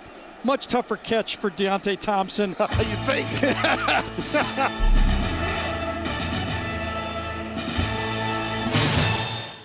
And it all begins with college football today, next Saturday, 2 o'clock Eastern time. Here's the kick. And Sturgis plants this one 7 yards into the end zone. I think Alabama's going to play real conservative here because Nick did not take a timeout on that field goal. He let the clock run down. He was conceding the field goal. He didn't want to save the 25 seconds. If I'm Florida and I can get out of here 19-13, the way Alabama hit them early, I think I've taken that if I'm Florida. And a thought, Alabama won the toss and did not defer. They took the football and they were really aggressive. But that does mean that the Gators will get the ball to open the second half. Let's see what happens. Spikes is still out. And of course, Carlos Dunlap suspended indefinitely because of the DUI that he was given in midweek. First down and 10, up the middle, Ingram. About 3. Gary, your point about the offense, 268 yards for Alabama. Yeah, 268 in the first half. And considering last week against Auburn, and obviously they had a 76-yard drive at the end of the game, they had 292 the whole game. So they have really come out swinging the haymaker and stunned Florida. But you know what? Again, Florida's been through so much. They have so much experience on defense. They just are so calm. Second down now. Well, you saw the graphic. Over the course of 12 games, they've given up 233 per game. And here's Ingram. He runs into Jay Howard, number 6. Yeah, those back-to-back plays Jay Howard made.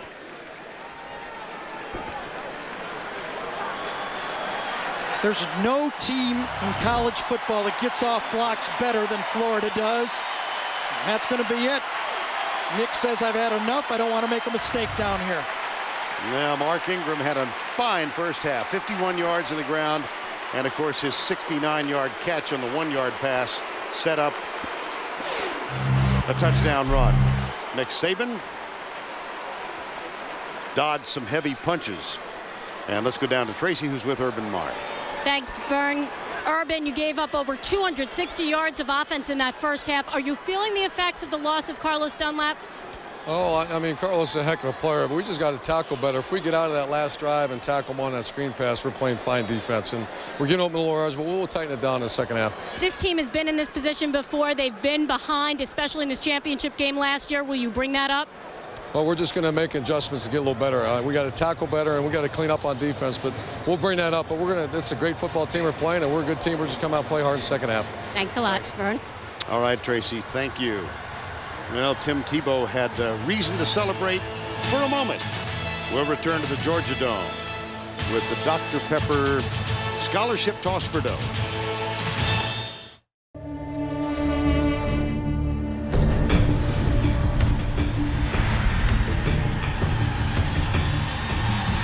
Ingram up the middle. Touchdown, Crimson Tide. Tebow pulls. He's got a man wide open. Gator touchdown. Ingram. Only one man can get him. Touchdown, Alabama.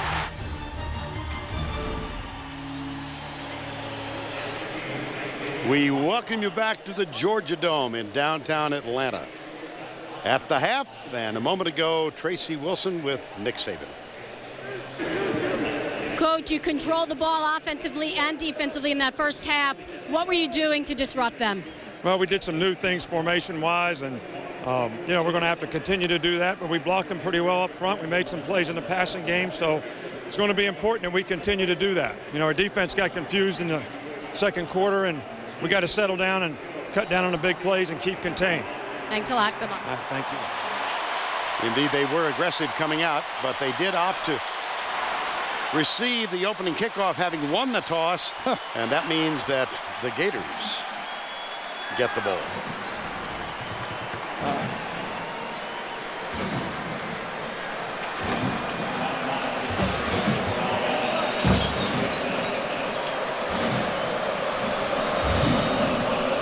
Jeffrey Demps is the deep man to the left.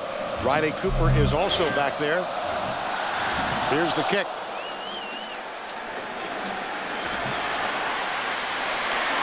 Gets a block, does Demps from Riley Cooper. He's at the 31. Gary, I'm interested in your reaction to what Nick just told Tracy. Well, we saw it. We talked about it. Right. He was very aggressive in his football game. Here's what it is, basically. We know both teams are good. But in championship games, it's who plays best. And we've got a long way to go, but it looks like to me, like we thought, it's going to come to the fourth quarter. And which quarterback makes the plays or which defense handles the quarterback in the fourth quarter. Well, it'll be Tebow's time at bat first here in the third quarter. From the 29, that's where the ball has been spotted.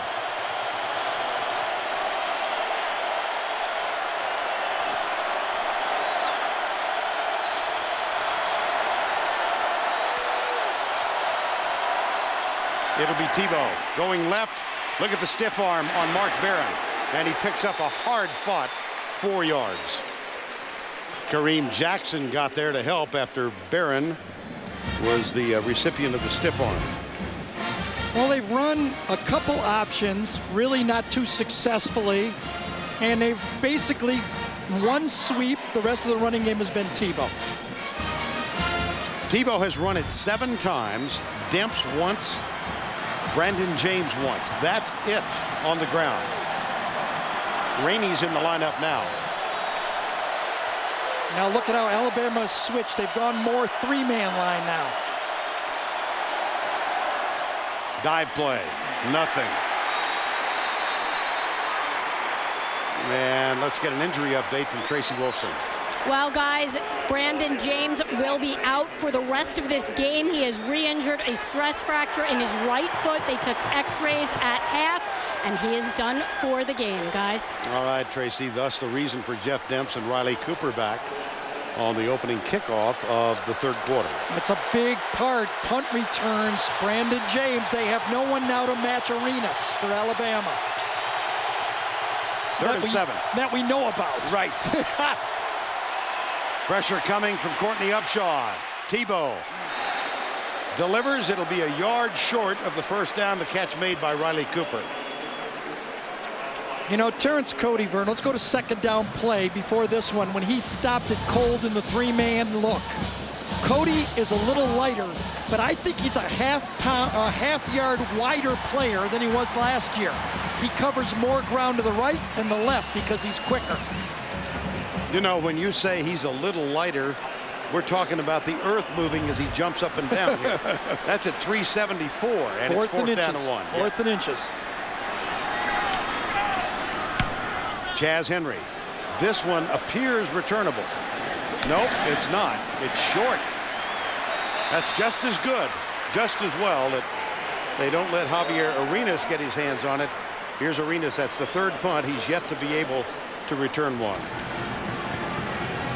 36-yard punt, nothing on the return. How about and the Florida defense, average per game over 12 games, 233. Alabama, 271. And Spikes and Major Wright are both back out on the field. Draw play. Nice gain. Ingram. The Alabama offensive line a year ago was thought to be the only strength of the team besides an offense. This year's team, a little more balanced, a little more athletic in the offensive line. 2nd down 3, double tight end set now. It'll be Colin Peak, number 84, and Michael Williams, number 89. Williams to the right side. Ingram with McElroy in the background, in the backfield.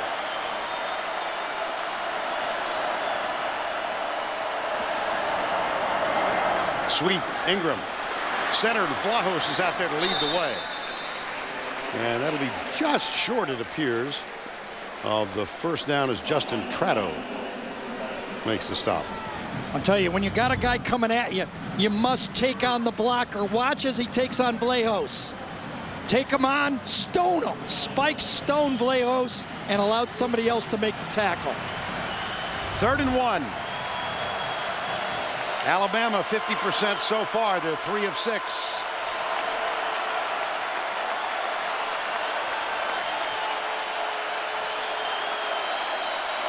Mays has to hustle. He was in the wrong side of the field.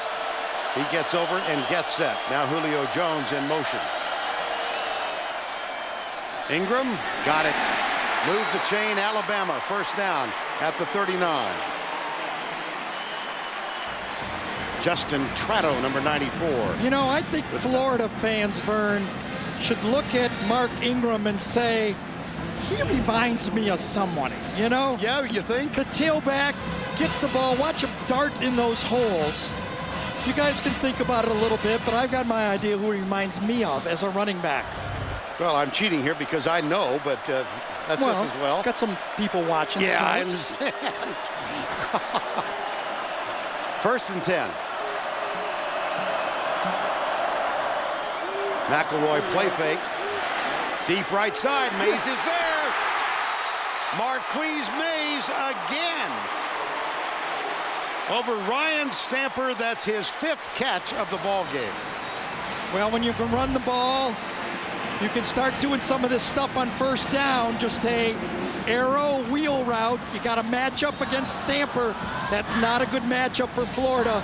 Linebacker on the speedy receiver for Alabama. Great call. Jim McElwain is having a great game. Remember, Alabama dominated last year in the 3rd quarter. McElwain, the offensive coordinator. And here's Ingram. Another gain of 20+ for the Crimson Tide. McElroy gets some pressure. Watch out. And he fires it at the feet of Ingram. And the flag is thrown.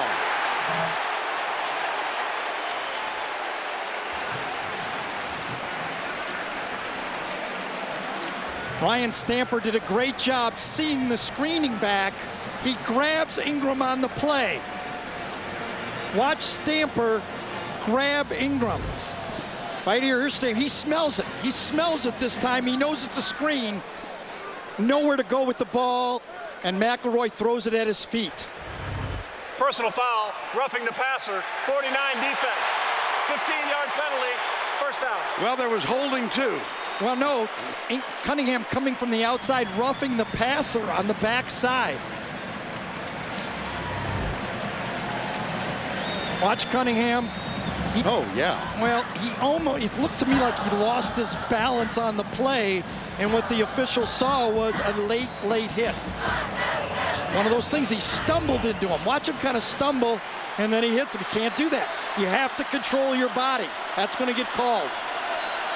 That's a first down at the 17-yard line. Julio Jones, play action. McElroy, he's going to come back to the left. He's got his tight end there. Touchdown, Colin Peak, Alabama.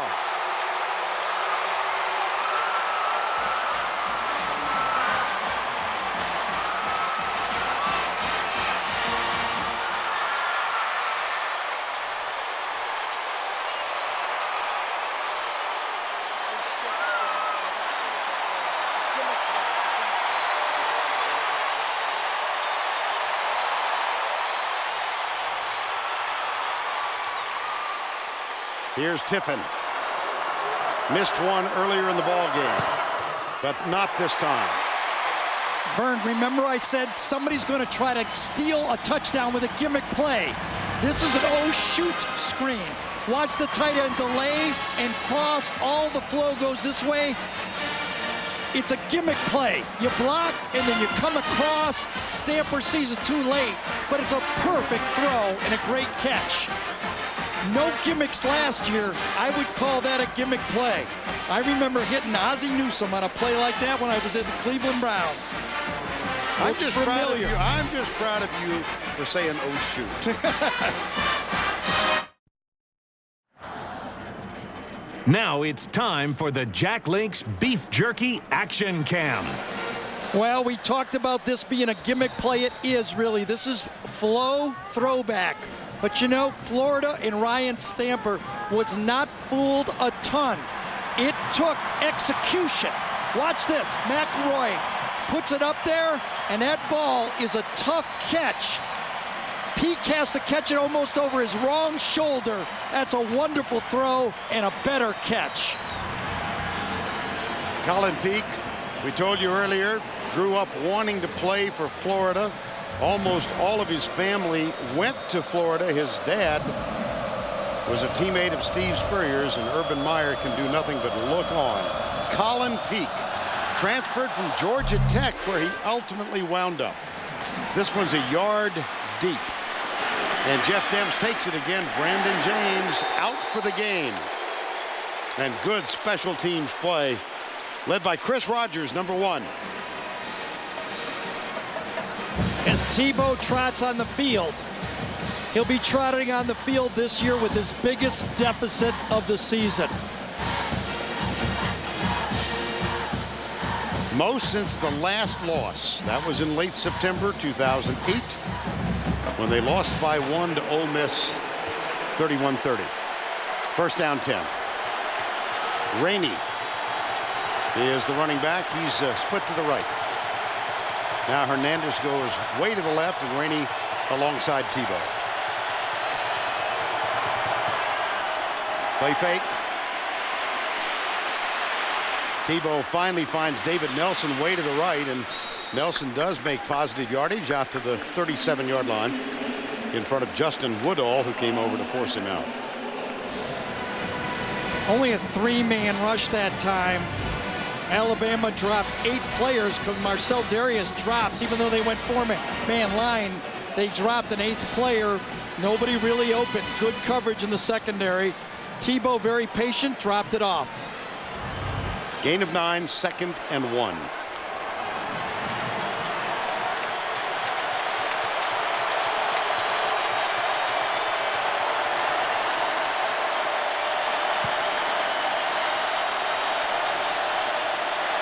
Tebow, left guard. First down, Florida at the 41-yard line. 9:04 to go, third quarter. The SEC Championship on CBS, presented by Dr. Pepper. Alabama scored the first 9 points of the game. Would have had a 10-point lead, save for the missed extra point. Florida came back to make it 9-3, and then back and forth they've gone, but Alabama's aggressiveness on offense has been the difference in this ballgame. 26-13. Yeah, McElroy is playing like McCoy. Yes, he is. Tebow. Second down. One of the game plan coaching points for Alabama is never go past Tebow in your pass rush. He's most dangerous when he gets upfield. You see Washington shut it down and come back inside. That has been preached to him all week, that you can't run past this guy. Loss of 2 officially. Second down, 12. Lorenzo Washington, number 97, in the middle. You've got Josh Chapman now spelling Terrence Cody. Here's Tebow rolling to his left, going deep, tipped. Kareem Jackson, who's having a big game in the defensive secondary. Looks like they're trying to attack Jackson more than Arenas, but this was a bad route for Florida. Both players in the same spot. You must have spacing in a passing game. You get 2 players in the same spot, and that was an easy defense for Jackson. Frankie Hammond, number 85, is on the field now. 3rd and long. How will they attack? They've been bringing McClain. Pretty good guy to bring. They do so again. Tebow under pressure. Cooper cannot hang on. Knocked away by Marquise Johnson. It was intended for Riley Cooper. Florida has to punt. Remember, as Tebow gets pressure here and he gets the ball off, it was Marquise Johnson last year that gave up the 2 passes. Lewis Murphy on the fade and Riley Cooper on the slant. Marcel Darius puts the pressure on and Johnson makes the play. Chaz Henry nice and high and very deep. Arenas at the 5. That is only the 3rd punt this year returned for positive yardage against the Florida punting team. Previous by Florida International. All unexpected people. Time call. Alabama has the ball at their own 12-yard line. Mark Ingram, the sophomore tailback out of Flint, Michigan, having a big day for the Alabama Crimson Tide. Well, who does he remind you of? He reminds me of the Florida running back, Emmitt Smith. Maybe a step faster, great balance, runs through arm tackles, effort on every carry. Those 2 guys are eerily similar. Even the same number, and he's here. Trying to give words of encouragement to Tim Tebow during the timeout. 1987 through 1989. Remember, this was the time last year when Alabama went on a 15-play, 91-yard drive. Where they got the ball, 12-yard line? Similar circumstances. Can they do it again? Here's McElroy on the handoff, left side. It's Richardson. Watch him go.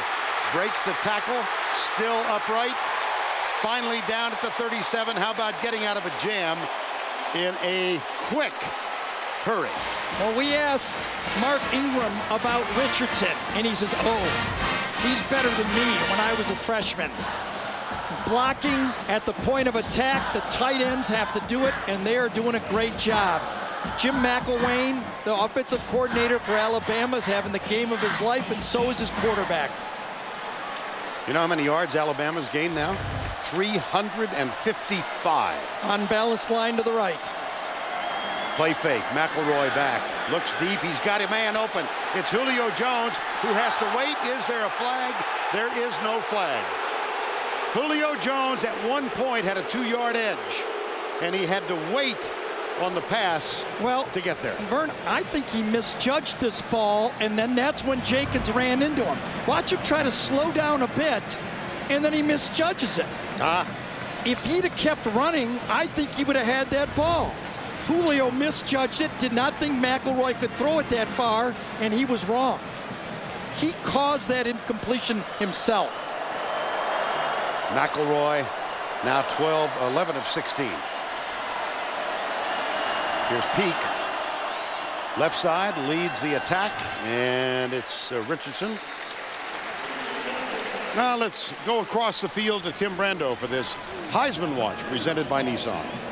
All right, Vern, Colton McCoy leads Texas against Nebraska tonight, and with a great performance, he might get the coronation with the Heisman. He rushed for 175, threw for 300 last week against Texas A&M.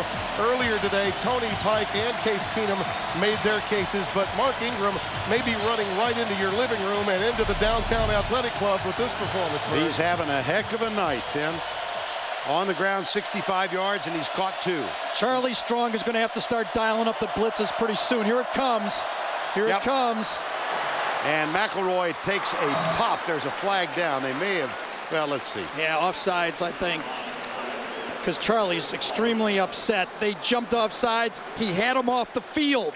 And now they're going to have to go 3rd and short. He was bringing the corner blitz. Hayden was coming. Let's see who jumps off. To the outside, it's Jay Howard.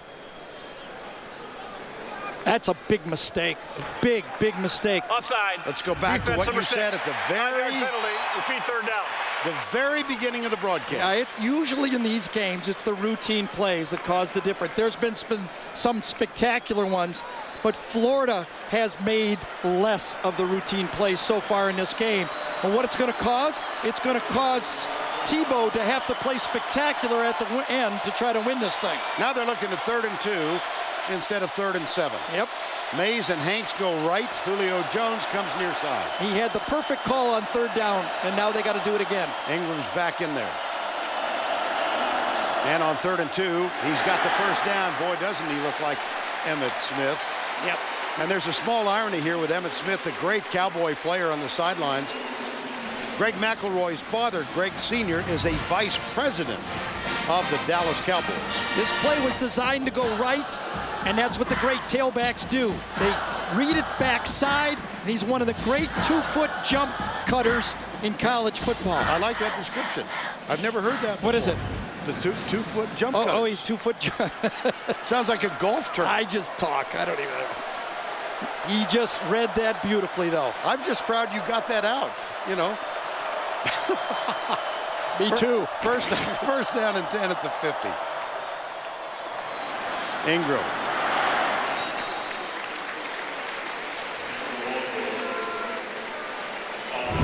Well, these two guys are not Heisman candidates for nothing. Tebow obviously came into the season as one of the favorites, and Ingram scoring 2 touchdowns today against this Florida defense. Remember, Florida's only given up 3 rushing touchdowns on the season. And Ingram has shown with the pass catching and running what a threat he is. And you know, Vern, I just got a feeling that the voters want someone else besides a quarterback to win it. I really do. Well, he's making a heck of a statement, and the trophy ballots are due in this weekend. Play fake, McElroy going right. Drills it behind the intended receiver, Julio Jones. Well, that one wasn't Jones's fault. One of the first missed throws by McElroy all game. Wonder if this was tipped.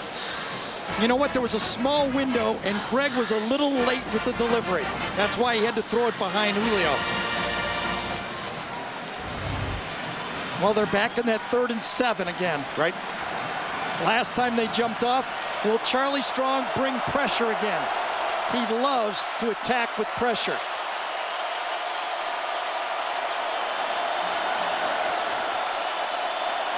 Here it comes. It's coming, yes, indeed. And it does, and McElroy has spikes in his face, and he completes the first down.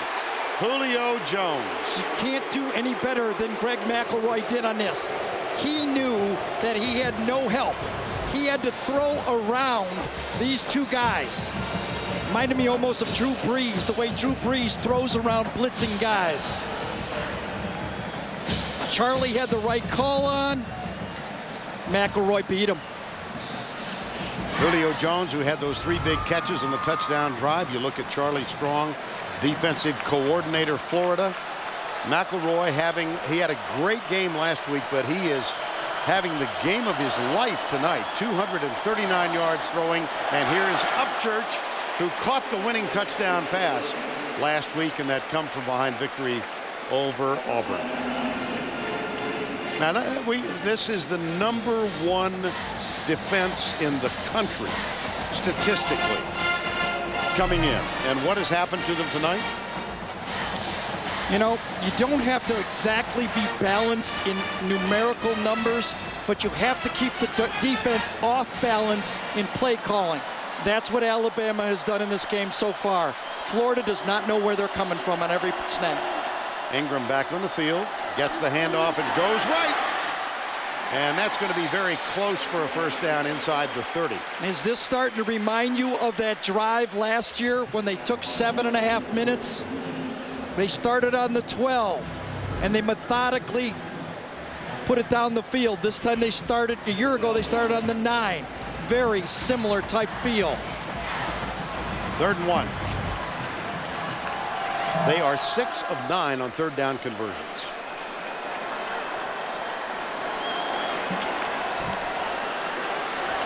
Mays goes wide right. Julio Jones near side. Give it off to Ingram. First down, Alabama. You know, he's a sophomore out of Flint, Michigan. We had a chance to spend some time with him earlier in the year. He's an all-round athlete. He was a starter on his high school team, Grand Blanc. As a 9th grader, he was also a star in track and field. He told us he bowled for 243, but he really excelled at golf. I hate him. Well, we've got a guest in the booth tonight, Sir Nick Faldo, winner of 6 majors, and of course our lead analyst on CBS. This is his 2nd football game. We're converting him. There we are. No, he wanted to go out. Here's that formation again. They're not lined up right. They're illegal. They got 5 men in the backfield. They're going to get called. Flag. Yep. That's the quarterback's fault. He's got to check that. Greg McElroy might be a Rhodes Scholar, but he missed one there. There's McElwain.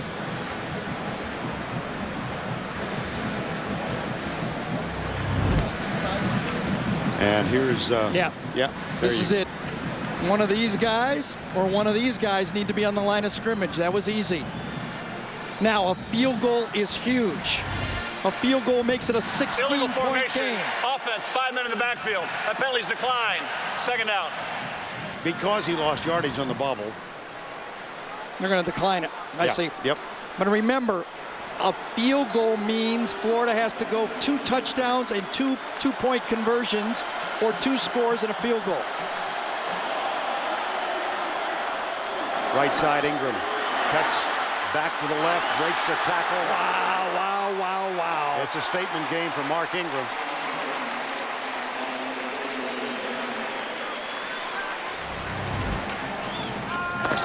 Alabama says we need at least 3, but Ingram says I'm going to give you more than that. Now it's in 3rd in position to make it.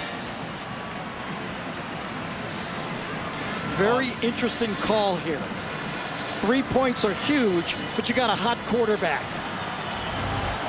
They're going to go unbalanced on this play. Left. And then shift. Yep.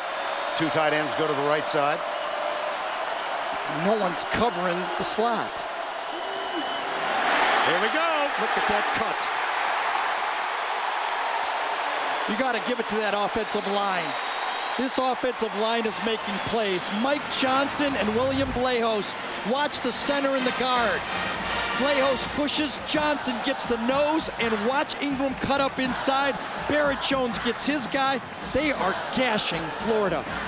Florida's completely off balance with the play calling, and Ingram's too good for him right now. This drive, as Gary mentioned, started at the 12. Ingram took 7.5 minutes off the clock again. Now 21 carries for 99 yards.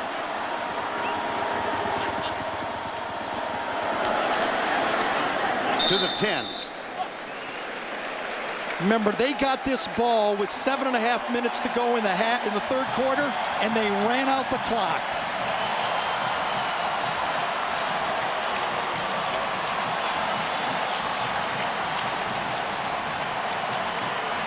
Alabama has been waiting a whole year to get back and win the fourth quarter. They'll have that opportunity as soon as we come back. That's the end of 3 with a score 26-13. Crimson Tide will return right after this word from your local station.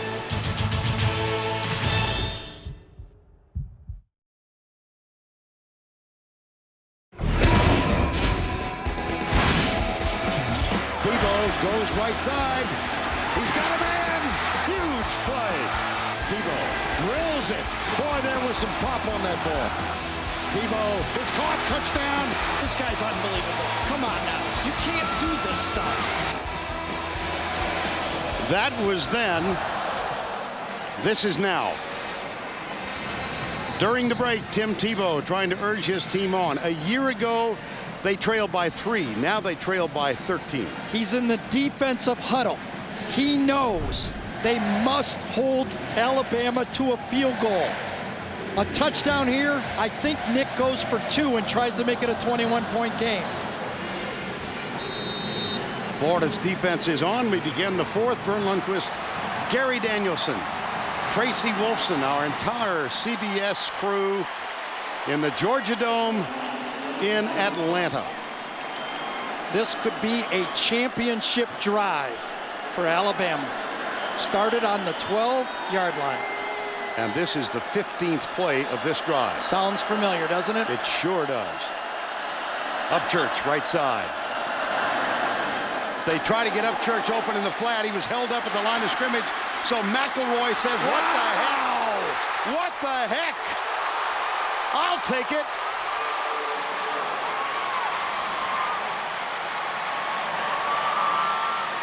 He got inside Trado, number 94. Justin Trado gets outside, and then he runs right by the floor. I mean, I know Alabama fans will be upset, but that was Tebow-esque. Yes. I mean, it was. I mean, that's the play you would have thought Tebow would make. McElroy is making all the plays. Meyer and Tebow look on. Here's the measurement. Guy has never lost the start. You know, it's amazing. In preseason, he was a question mark. As the season got underway, he became the surprise. In the middle, he was looked like as the weak link. And now, after last week, he looks like a clutch quarterback, doesn't he? Indeed. Remember at the middle of the season when he slumped, his offensive coordinator said he was overwhelmed. I thought, and that, I think it was the Tennessee game, when he got yelled at halftime and he didn't melt. Right. He said, all right, let's go play football. Well, he has responded to the challenge, has he not? He had a great November. You can see Big Cody in there. Now, where's he going to line up this time? We'll find him this time. Carlos, yeah, no Carlos Dunlap. Remember that.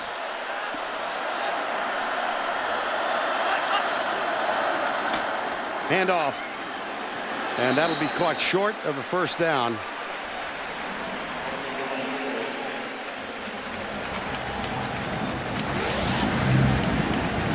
You look at McElroy, started out hot. cooled off in the middle in the last 4 games. First down. You know, Carlos Dunlap makes a difference in the passing game, but they're doing it in a lot of different ways in this football game. 412 yards. I said they'd miss them. They miss them, but they're missing a lot here. They're attacking every phase of this defense. Now they have run for 173 yards in 3 quarters. Here's Cody at fullback. He'll lead the way for Ingram, I think. He does. Touchdown, Alabama.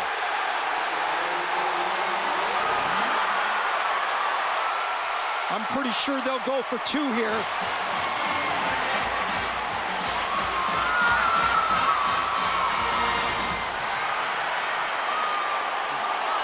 This time we find Cody,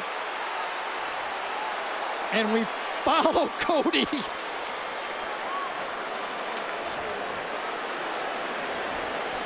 Oh, man, how would you like to be that defensive back, Will Hill, on that play? He's listed at 202 pounds. Right.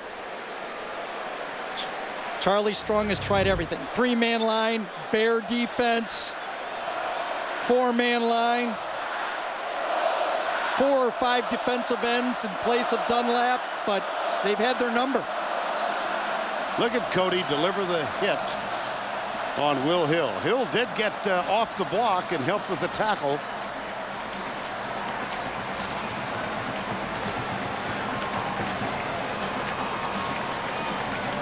Play under review.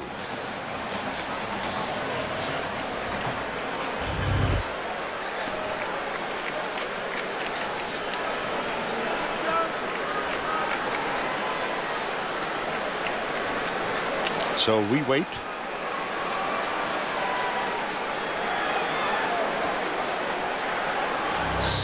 th play of this drive. Did the ball touch the plane?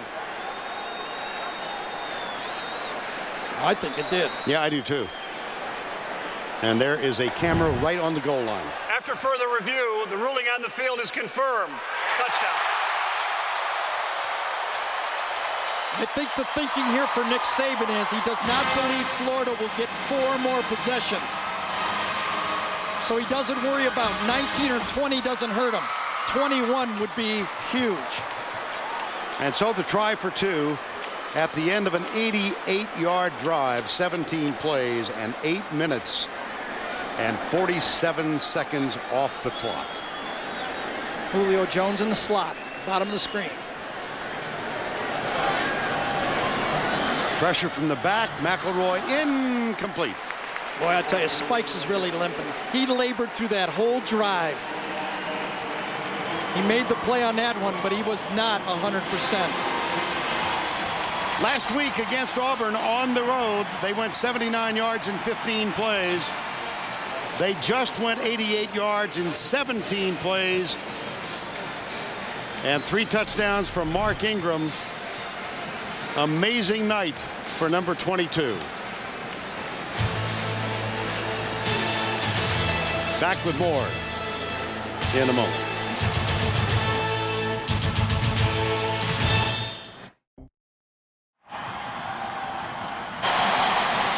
On the Alabama bench, Greg McElroy, who might, Gary, have suffered a hip pointer on that scramble.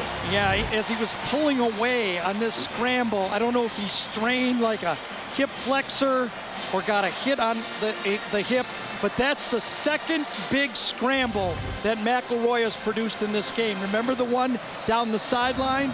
And now this one. How about that?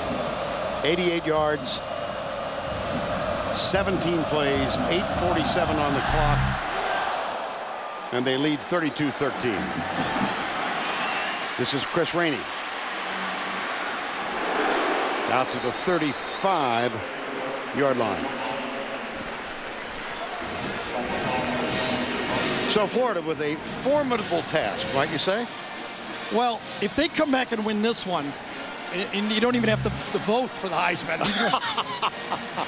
They're going to have to score 3 touchdowns. Field goals don't mean anything anymore. Exactly. It's a 3-touchdown game and I don't know. They're not going to get the ball any more than 3 more times probably unless there's an onside kick. I don't know what we expected, but I don't think we expected this kind of Alabama offensive domination. Here's Tebow. Low. Bad throw. Now let's go to Tim Brando for an update presented by the Home Depot. Vern, here's one from the Museum of the Hard to Believe. Arizona beats USC. Nick Foles 16 yards to Jerron Kreiner. This is the game winner. USC finishes in 6th place in the Pac-10, their worst Pac-10 record since they went 2-6 in 2000. Vern, Gary, back to you. Wow. 2nd down 10.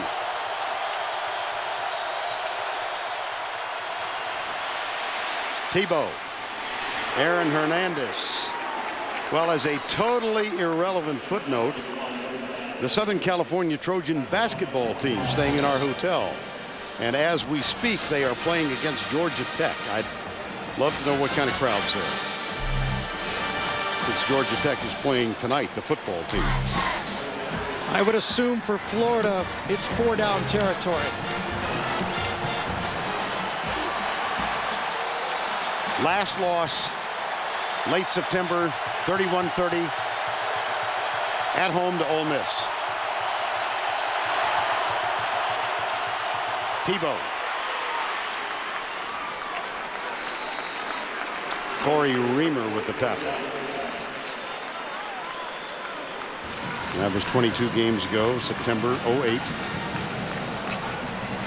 You know, a lot of people were saying and think that Alabama was thought to be one of the 3 teams that people were picking to win the national championship.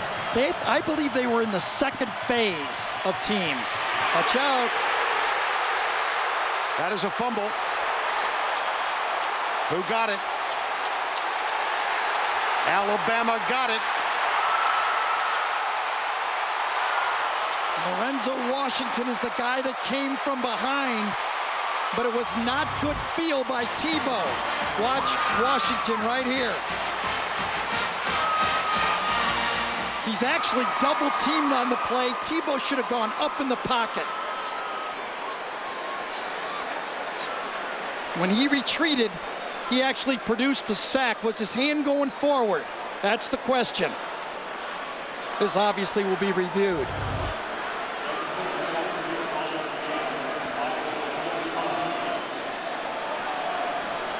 Looked like the ball moved in his hand before his arm came forward. Let's look at this. Ball low. Look how low the ball is again. Well, I tell you, that is really close. Looked to me like his arm was coming forward. This might be the first overrule. Tebow drops that ball low. Watch this. And then when Washington gets it, he actually looks like the arm is going forward.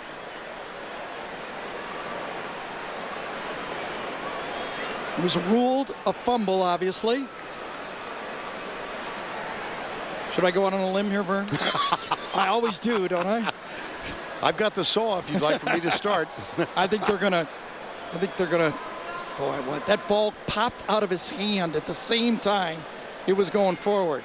We got 6 people in the booth here. Yeah. We got 7 opinions. I'm gonna say his hand was going forward. Jim Allison, the replay official, as we mentioned. Hand was going forward. I think they're going to overturn it.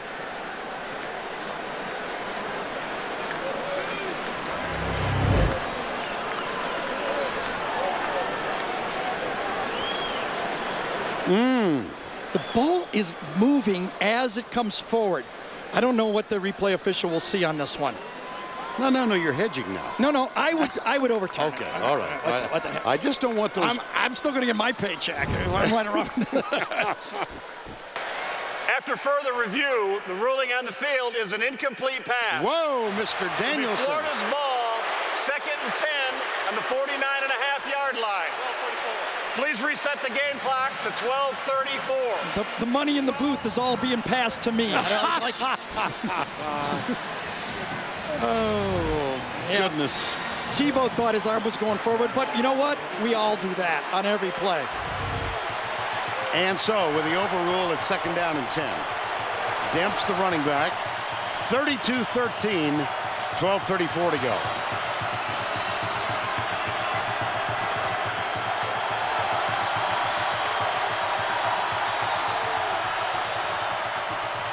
Pressure. Wow, right up the middle. The pass is complete to Hernandez. Spins and is down inside the 30. Mark Barron got him. Now remember, on a play like this, you want to let the defenders come in. So Tebow knew he could retreat and throw this ball inside, free. Tebow retreats and puts it a short pass to his tight end. Florida hurries up. Tebow back. He's hit again as he lets it go, but it's caught inside the 10 this time. David Nelson. A gain of 22. You literally have to cut the head off the snake.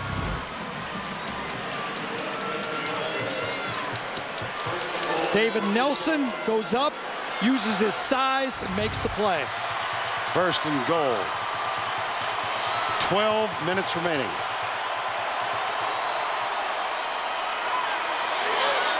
Got a man. Intercepted. Javier Arenas in the end zone. Only the 5th interception thrown by Tebow this year. This is a bad decision by Tebow. Remember, Arenas is the smallest guy on the field. He lays this one up to the end zone. It's a touchdown. He just has to get it over the 5'8" Arenas. He tries to drill it. He should have put some air under it. Watch this. Touchdown. All he has to do is put some air under it. He had Hernandez by 3 yards. Yep. He drills it, and the guy from Florida, who nobody wanted, but FIU makes the play. A bad decision by Tebow. Cost them 7 points. It might be over for Urban Meyer and Tim Tebow.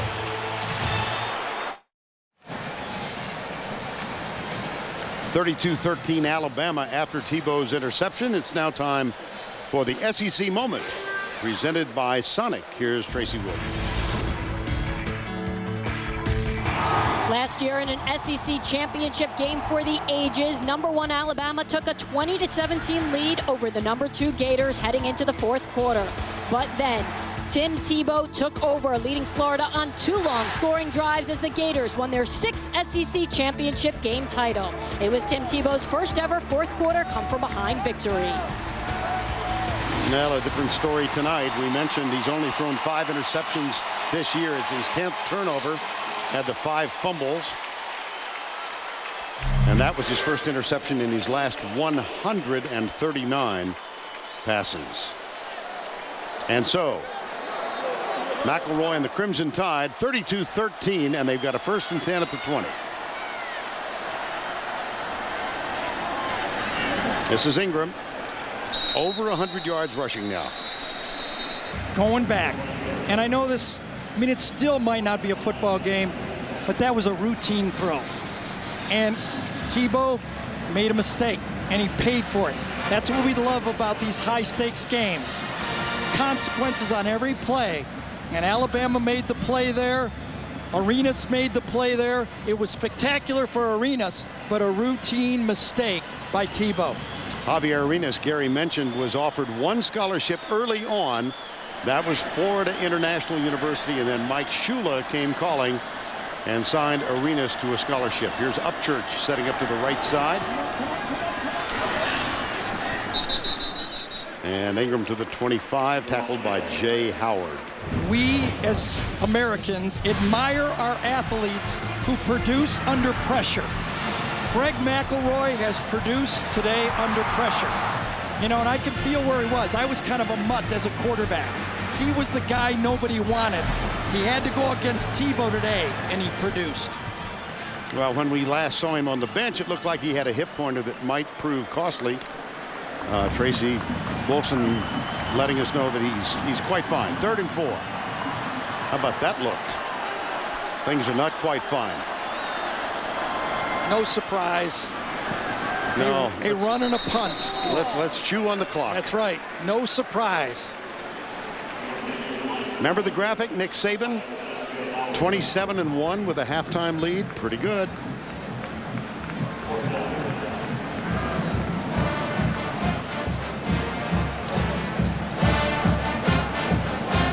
Javier Arenas. P.J. Fitzgerald is on, and recall Brandon James is out. So Joe Hayden is back to return the punt. Fair catch taken at the 31-yard line.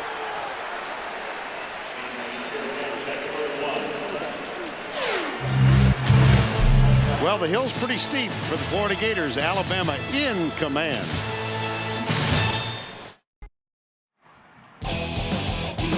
And now it's time for our Geico game recap.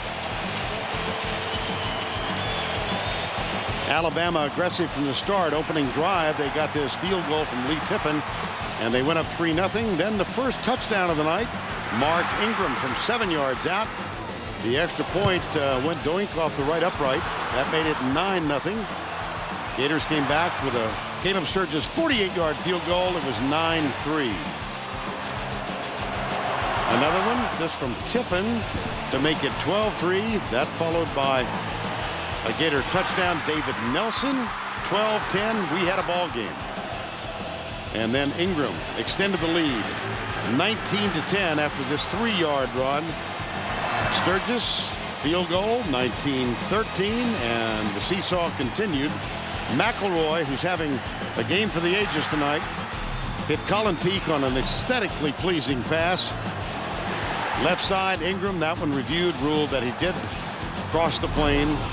Third touchdown, and darkness has descended upon Atlanta and Gainesville. They do have the ball at their own 31-yard line. Crimson Tide. How about this year? How about Mark Ingram? How about this defense? Well, it started right from the first drive. Come on, Alabama has punched them in the nose all game. From the backside, Tebow, that's bobbled by Riley Cooper. It'll be 2nd down and 10. It's so hard to go back-to-back champions. I mean, Florida has had to live with the expectations all year that the only way to truly have a successful season was to win them all. Can you imagine that? Well, in part, that became a stated goal by the players. It remember? sure did. They wanted to go undefeated. No. Well, there's no unbeatable team. You know, we thought the '83 Miami team was unbeatable. Nebraska beat them. 2nd down and 10. Tebow's got his man. That's Hernandez. Yeah, Nick Saban. I said that the wrong way. Obviously, my buddy was playing quarterback for Miami when he beat Nebraska. But look at Nick right here. When he plays a team, he wins. Bernie Kosar's going to kill me for saying that the wrong way. From the backside, Tebow under pressure. Catch made by Deontay Thompson appears to be enough for the 1st down.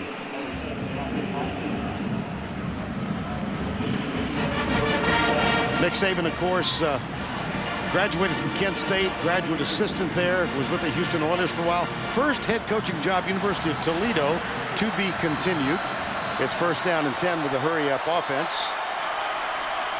Tebow deep, right side, got a man open.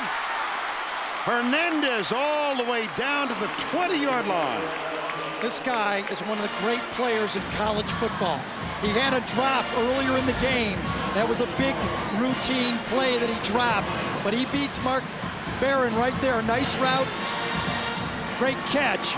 He's going to be a great football player at any level. 38 yards, Tebow under pressure again. Boy, they are storming the gates to get to Tim Tebow. That's complete to Hernandez. Well, just to finish the little story about the relationship. Nick Saban got the job at the University of Toledo.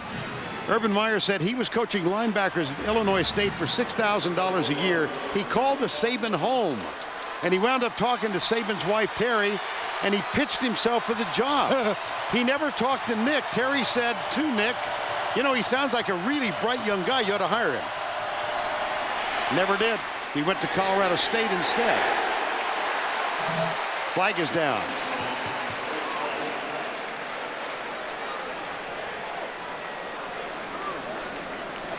Illegal formation again, I believe.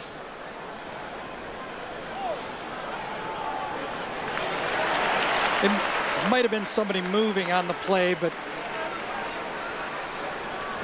I think it was Deontay Thompson, number 6, coming out right here. He's not on the line of scrimmage. Too many people in the backfield again.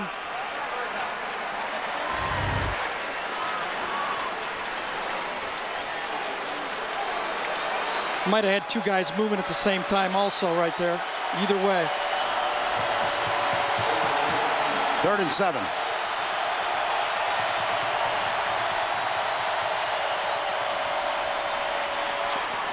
Pass is complete out right.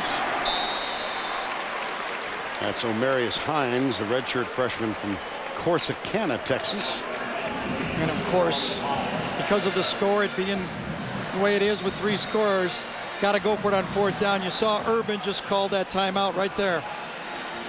That's the first Florida timeout. So when we come back, Gators looking at a 4th and 3. Tis the season to be jolly if you are an Alabama fan. They lead at 32-13. This is the 7th time, and these aerial pictures brought to you by DirecTV. Shining down on the Georgia Dome, filled to capacity, and a stunned Florida crowd, and a celebration that is about to go well into the night for the Alabama Crimson Tide if things hold. Well, Nick Saban had a gag order on his football team. They weren't allowed to talk about Florida until they made it into this week to play them. He motivated them. They have outplayed them the whole football game. I think it's obvious.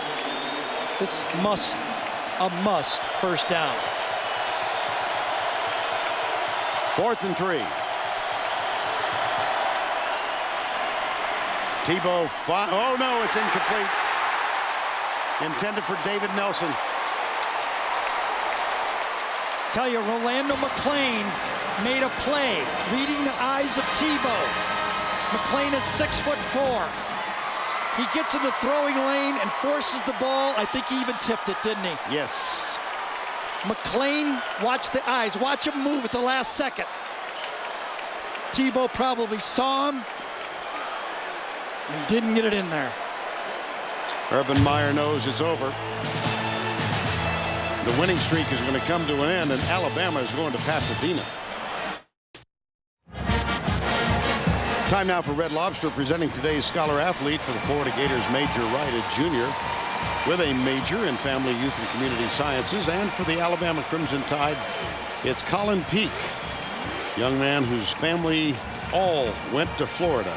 He's a 3.79 GPA, major in finance. I'm just guessing that that is a Gator fan. And he's not.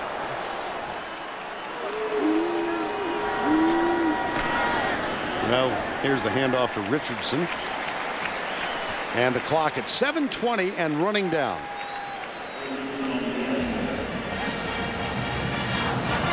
Dustin Doe with the last tackle. They will milk this thing as much as they can. They're the Tebows. We haven't seen them in that posture for very, very long, very many times. Pam Tebow, Bob Tebow, parents, and Terrence Mount Cody, Fort Myers, Florida. And at Alabama by way of Mississippi Gulf Community College in Perkiston, Mississippi. 2nd down. Left side. Richardson. Now let's go down to Tracy Wolfson. Well, guys, they were trying to keep Trent Richardson from cramping up in both legs. He was on the sideline eating pickles. Yes, pickles to try and keep him hydrated. They were massaging him and icing him, fluids, but pickles? You have given us so many paths down which we are not going to travel. Vern goes hot dogs to keep hydrated up here. That mustard's good for your system. That's right. 3rd down and 2. Look at the play clock at 2. Well, why not? We called time. Did he get it? No, yes, he wasn't going to get the playoff in time. Yep. Yeah. So that is the first time out used by the Crimson Tide. 5:55 to go in the game.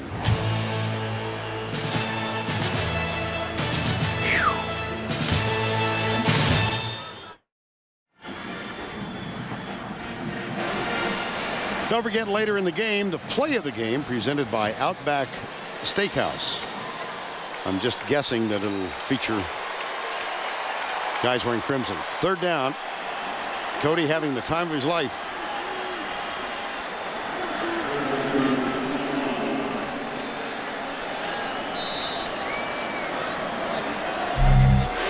A shutout in the second half for that Alabama defense. That's why they're out there smiling, aren't they?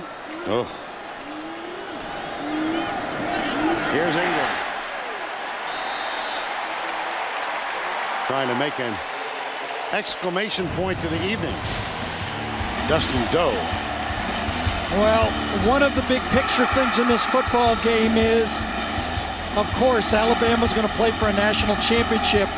But now it looks like, for sure, it's coming down to Mark Ingram and Colt McCoy for the Heisman. Colt McCoy and the Longhorns play Nebraska this evening. And for Ingram, look at today. 82 yards after contact. That's a stat that they keep off of coaching video. And now Richardson will get the carry. And that was the man that recruited, one of the men that recruited Mark Ingram to Alabama. That was Bobby Williams, the Michigan State coach who's on Nick's staff. Of course, Vern told you about Mark being from Flint, Michigan, the connection with obviously Nick Saban and Michigan State. He came down here, and what a football player. Last minute decision to come down here, and of course, Nick Saban as a graduate, as an assistant coach, not a graduate assistant, coached his dad, Mark Ingram Sr., who, as I think most of the country knows, is awaiting sentencing. He is at the Queens Private Correctional Institute near JFK Airport. Original charges were money laundering and fraud, and he's watching this game, I'm sure, with a smile a mile wide back in New York City. I bet you Mark Ingram actually just came in and pushed his way into the Heisman talk, didn't he? Yes. It started out Bradford, Tebow, McCoy, and Ingram, just by his great play, worked his way into it. What a performance by Nick Saban's team. The Florida football team has to just tip their hat. Alabama won it from start to finish. You know, you think about Florida, this team will always be remembered as champions, but they were going for historic. Yes. They're not going to get historic. Richardson fighting his way up near the 50.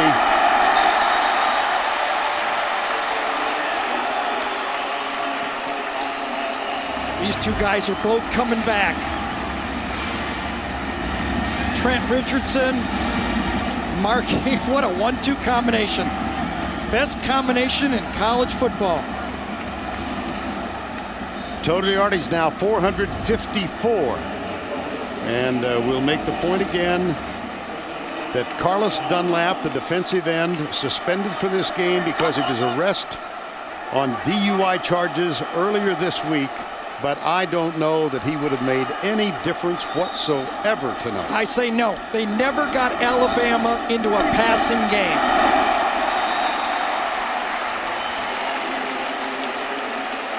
Gator's last loss was at home to Ole Miss in 2008. They've outscored their opponents by 30 points a game. They're plus 22 turnover differential. They've allowed fewer than 22 points in each game, but the key line in that graphic is prior to today. Right, they had no rushing game today. Demps and Rainey were non-existent. They didn't have them. And you know what else? Another issue that pops up here to me. Obviously, Florida did not play well enough. Now, in my mind, they had no chance anyway. The loser of this game was out. But some people thought if it was a close game, we could say rematch. No rematch. It's either Texas, or if they lose, it's TCU or Cincinnati playing Alabama.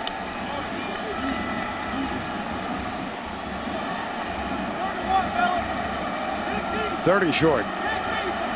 Well, Gary, we talked, the drive of the night obviously was the 88-yard drive in the third quarter. That put this thing away. And we thought there might be a fourth quarter challenge to equal last year's. Not going to happen.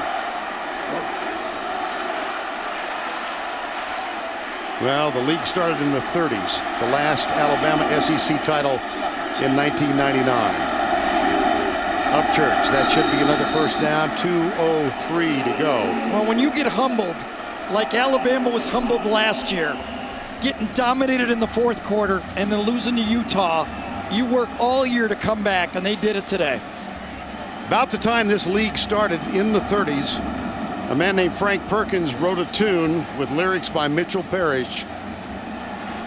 It was called Stars Fell on Alabama.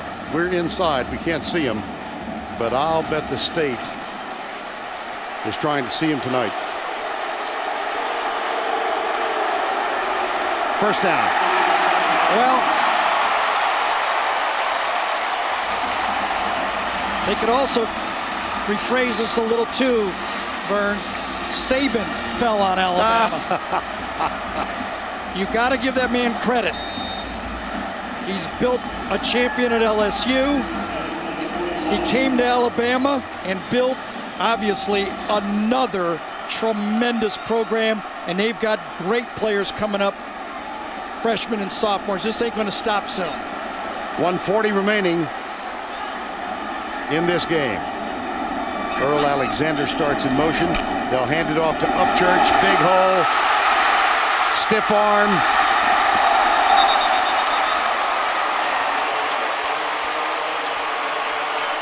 $29-yard gain.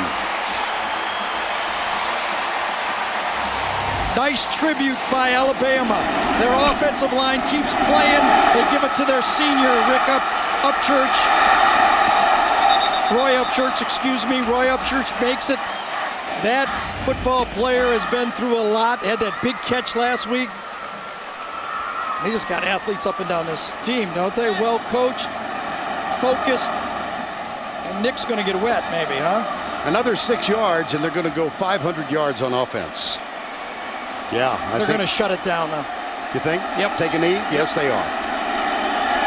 That's classy.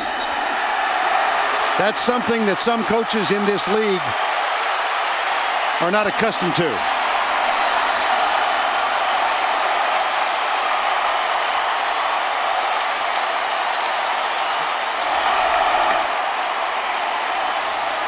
How about the night for Greg McElroy?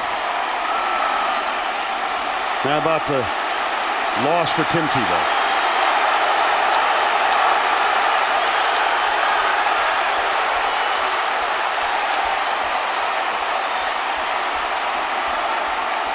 Another knee.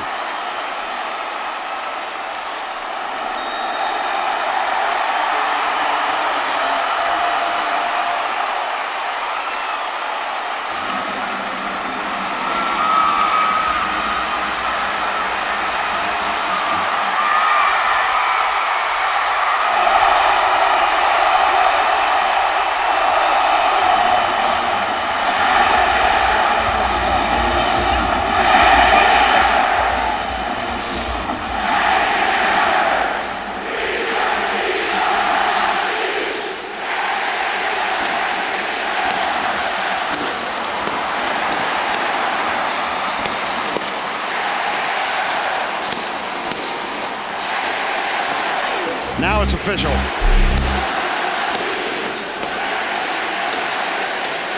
In the middle of that group on the field, Tracy Wolfson with Nick Saban. Thanks a lot, Vern. Coach, Alabama has been waiting a long time for this, and especially this year, to defeat Florida, to win the SEC championship and a chance at a national title. Hey, our players did a great job today, man. Our whole team, everybody in our organization, our fans, everybody that's a part of our team. And I'm so happy and pleased for our players. They learned a lot last year playing in this game. Florida's a great team, and our guys did a great job of being physical today, and I'm just proud of the fact that we won the SEC championship, and I'm going to just enjoy that for now. Talk about the performance of McElroy, the confidence he showed, and then Mark Ingram. Well, our entire team played great. You know, Greg played great, Julio played great, Mark played great. The offensive line really should get the most credit for what they did up front. And in the second quarter, we lost our poise on defense, but the defense did a great job in the second half. In your mind, does Mark Ingram deserve to win the Heisman? Absolutely. You know, he should be a guy that should be considered. You know, he's one of the best players on one of the best teams, so. Thanks a lot. Go celebrate. Thank you. That sounded like an endorsement.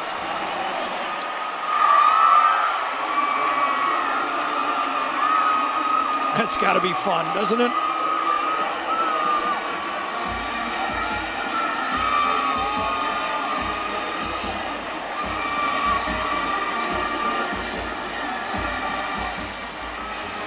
And now Tracy's with Tim Tebow. Tim, I know this is not how you envisioned your senior season ending. How disappointing is this for you? It's tough. It's just, it's not how you want to go out. But, I just want to congratulate Alabama, Coach Saban, their players, classy program, classy university. They deserve everything they got, and I'm very proud of them. Happy for them. What was the difference today? They were just better than us today. Offense, defense, special teams came out, coached very well, played very hard. Very classy team. What will you remember most about your time in Florida? Everything. The players that I'm with, the coaches that I'm with, the fans.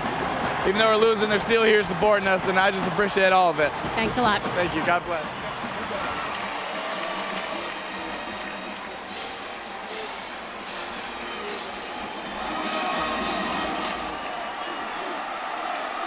Mark Ingram, his mom, his grandfather, sisters, all here, made the drive in 2 vehicles down from Flint, Michigan.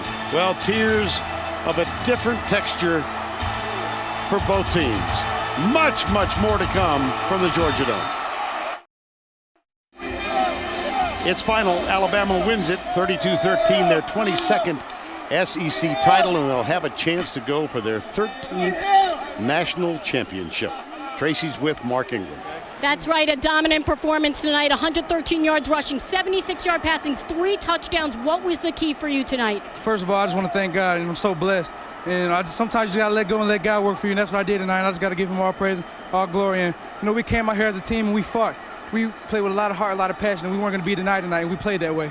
What does it mean to beat Florida after losing to them last year? Everything we did all year long was to beat them, was to be better than them. So just to come back and get this redemption and beat them and get ready to go to the national championship game is just a big thing for us, and we deserve it. Do you think you deserve to take home the Heisman? Right now, I just want to enjoy this victory with my teammates because that's what's most important to me, but, we'll wait for that next week. Thanks a lot. Enjoy it. Great night for Mark Ingram, the sophomore from Flint. Great. There's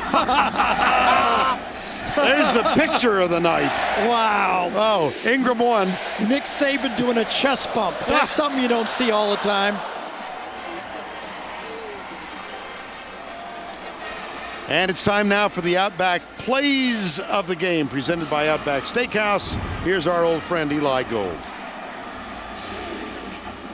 McElroy under center, gives the handoff, Ingram up the middle, he's gonna fight, he's in, touchdown Alabama! It's caught by Ingram, he rushes down the right side, 40, he's to the 45, 50, he's got running room down the right sideline, he's gonna break a tackle, he's to the 20, he's to the 10, he's to the 5, he's going to go! Ahead of Ingram, the give to Mark, near side, off blocking, he is in, touchdown! Ingram, the setback, gets the handoff, goes in for the 3rd time today. Touchdown, Alabama! Now, Mark, an enormous game, but I'm not sure in the final analysis if it was much better than that from Greg McElroy. And he is with Tracy Wilson. Thanks a lot, Vern. Greg McElroy just taking a few pictures right here, living in the moment. Is this a dream come true for you? Well, yes, ma'am, it is. I mean, this is why you come to Alabama. This is why you play in the SEC, to play in incredible atmospheres against an incredible opponent. And you can't say enough about the determination of the guys that wearing crimson tonight. And I'm so proud to go to Alabama. I really am. And this is our 22nd SEC championship, and hopefully number 13 will be coming home pretty soon. What was the difference for you tonight? You just showed so much confidence and calmness out there. Well, the kind of attitude I had going into it was the fact that, great players step up in great moments. And if I want to call myself a great player, if I want to be, mentioned with the other great Alabama quarterbacks, and these are the moments you have to step up in and make plays in. And I couldn't have done it without everybody else. We played outstanding on the offensive line. Mark, Trent, Roy all made great plays for me, and obviously Julio, Marquise, Hanks, all those guys. I'm so proud to be a part of this team. Now a chance at the national title. What's it going to take? Well, I'm not really sure who our opponent is, but depending on that, I think they're probably going to be from the state of Texas, which is where I'm from. So it should be a nice, interesting homecoming for me, and it's going to take an awful lot of preparation, an awful lot of hard work. We have to make a lot of improvements between now and then. Congratulations. Enjoy the win. Much. Absolutely. Thank you, guys. Think about this. He's now undefeated still as a quarterback, 16-0 at South Lake Carroll, 13-0 at Alabama. He's our Chick-fil-A player of the game. You really can't write this script. Nobody would believe this one. The guy Alabama didn't want leads them to the championship against the guy they did want. Commissioner Mike Sly, who will make the presentation. Up on the stage getting ready for the celebration. Mark Ingram just a moment ago started cramping.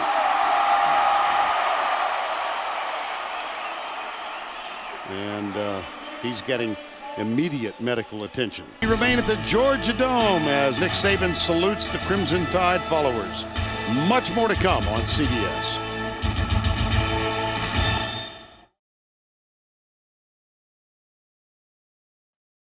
Presentations being made on the stage.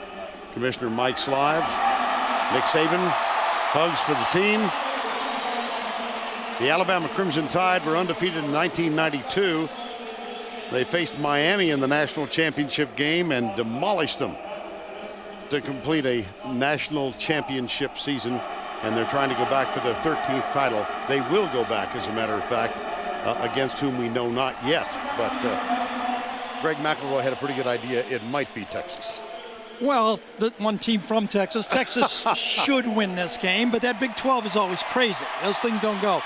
Listen, Alabama, from the beginning of the season to the end of the season, improved, and they were the most consistent team all year. They had one game, Tennessee, that they really had the game under control. They lost control, and Cody blocked the field goal. I think from beginning to end, they've been the best team in the country. You know, Greg McElroy had a really outstanding game tonight. He said it. In big games, you got to step up. If you want to be known as a winning quarterback, you got to do it. He did it under pressure. He did it on the biggest stage. He was flawless. His decision-making, you got to tip your, I mean, literally, you got to just say, Greg, you were critiqued, you were criticized, but you won.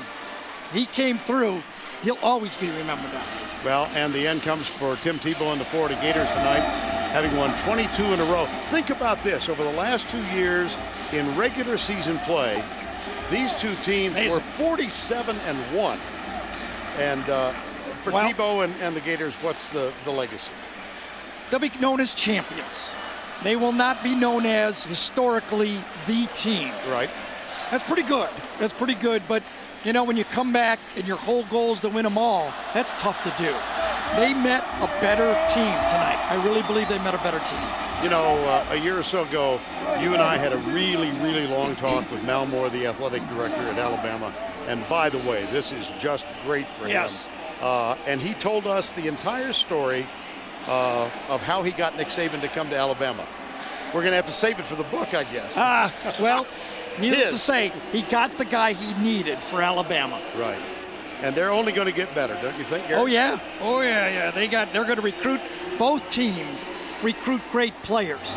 There's going to be no drop-off. The rest of the SEC may come up, but these teams ain't coming back. Alabama convincing tonight with a 32-13 victory in the SEC championship game on CBS. For Gary Danielson, Tracy Wolfson, our entire crew, Vern Lundquist, good night from Georgia.